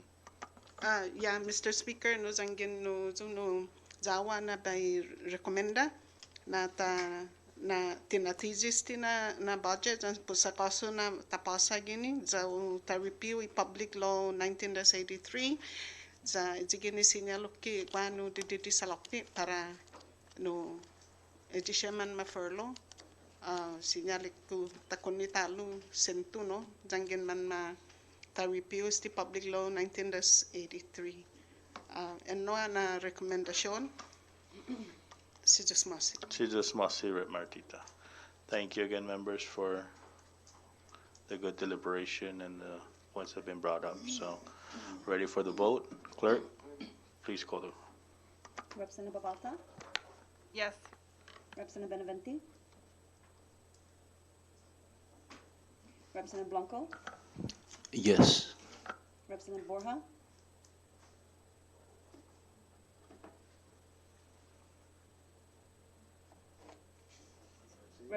Representative Kamutsu? Yes. Representative Castro? Yes. Representative De Leon Guerrero? No. Representative Flores? No. Representative Guerrero? No. Representative Tabus? Awar. Representative Zama? Yes. Representative Mangolonia? No. Representative Maritita? Aye. Representative Peter? Aye. Representative Probst? Yes. Representative Christina Sablan? Yes. Representative John Paul Sablan? Aye. Representative Villagomez? Aware. Representative Yumo?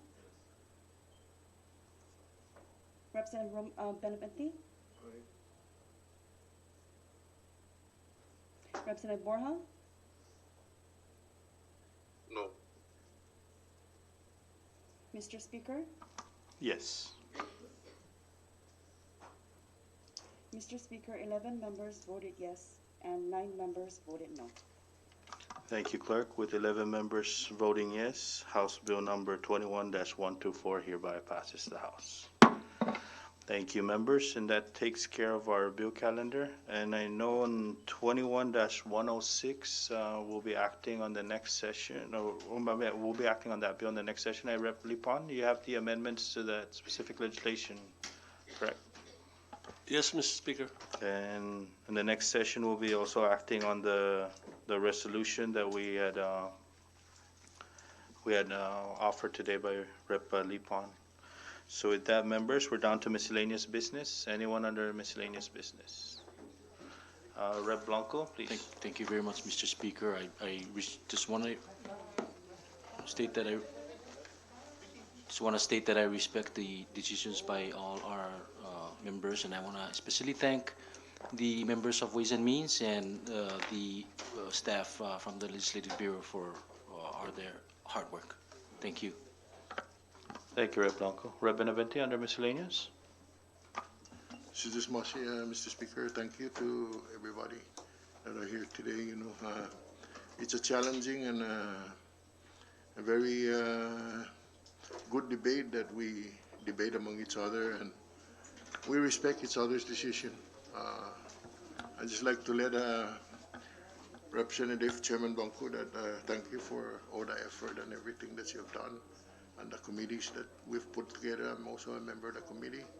Unfortunately, I'll be honest with you, I signed that bill prior to reading it because of my short handicap at the time, but now I'm able to, so thank you anyway. Thank you.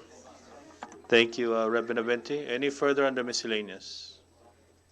None? Announcement. Members under miscellaneous, I'd like to thank you guys for the deliberation that we had today. Ways and Means and your committee members, thank you for the hard work. At least there's a product that's heading to the Senate, so they can start working on their side, so we can hopefully avert any shutdown in the future. Under miscellaneous, Rep. Castro? Okay, so let's take care of miscellaneous. Announcements, Rep. Marco Peter, please. Hey, thank you, Mr. Speaker. It's actually an announcement that I just found out yesterday with regards to NMC. It's for us colleagues and our whole community. There's a notice of program availability community development block grant under COVID that we all can avail to with regards to mortgage. So they can pay up to 3 months. So please get a hold of NMC, and so that our community can avail. It's limited, but you should be able to qualify for 3 months with from your mortgage, and probably with the maybe also your leases. But this program that's currently available right now, since for the last couple of days, I haven't seen the announcement yet, but it was just forwarded to me last night. So with that, thanks. Thank you, Rep. Peter. Rep. Peter, you're talking about NMHC, correct?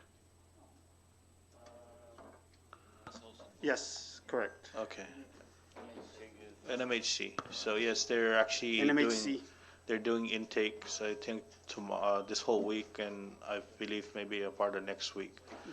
The unfortunate thing with that specific grant is very unfortunate. Only U.S. citizens qualify for that grant, and it's through their I forget what regulations. I'm not an NMHC employee. I just Yeah, he should allow. I mean, since they have a new staff there, so he should be able to respond to a lot of the inquiries, whether they qualify as a U.S. citizen or a CW. Right on. Thank you. Thank you very much, Rep. Peter. Rep. Castro. Thank you very much, Mr. Speaker. And I know that you recognize me for miscellaneous, but this is more of an announcement. I hope if there's anyone that hasn't done so already, we please take the time before he leaves the building to wish our Vice Speaker a happy belated birthday. And just We one, sing? just one quick question. How old are you now? Ko siguro how. Happy belated birthday, Vice Ayub. Thank you, Rep. Castro, and happy birthday, Vice Speaker. An announcement under, we'll be having session next week to take care of that resolution because the census rep will be leaving the CNMI very soon. We'll take care of that, and then that legislation in regards to 106. Thank you, members. So next week, again, floor leader for the proper motion. Thank you, Mr. Speaker. I now make a motion that we adjourn, subject to your call. So move. Thank you, floor leader. Motion for adjournment has been placed by our floor leader, has been seconded. Discussion? All those in favor, please say aye. All those opposed, please say nay. Motion carries. Thank you, members, and have a good evening.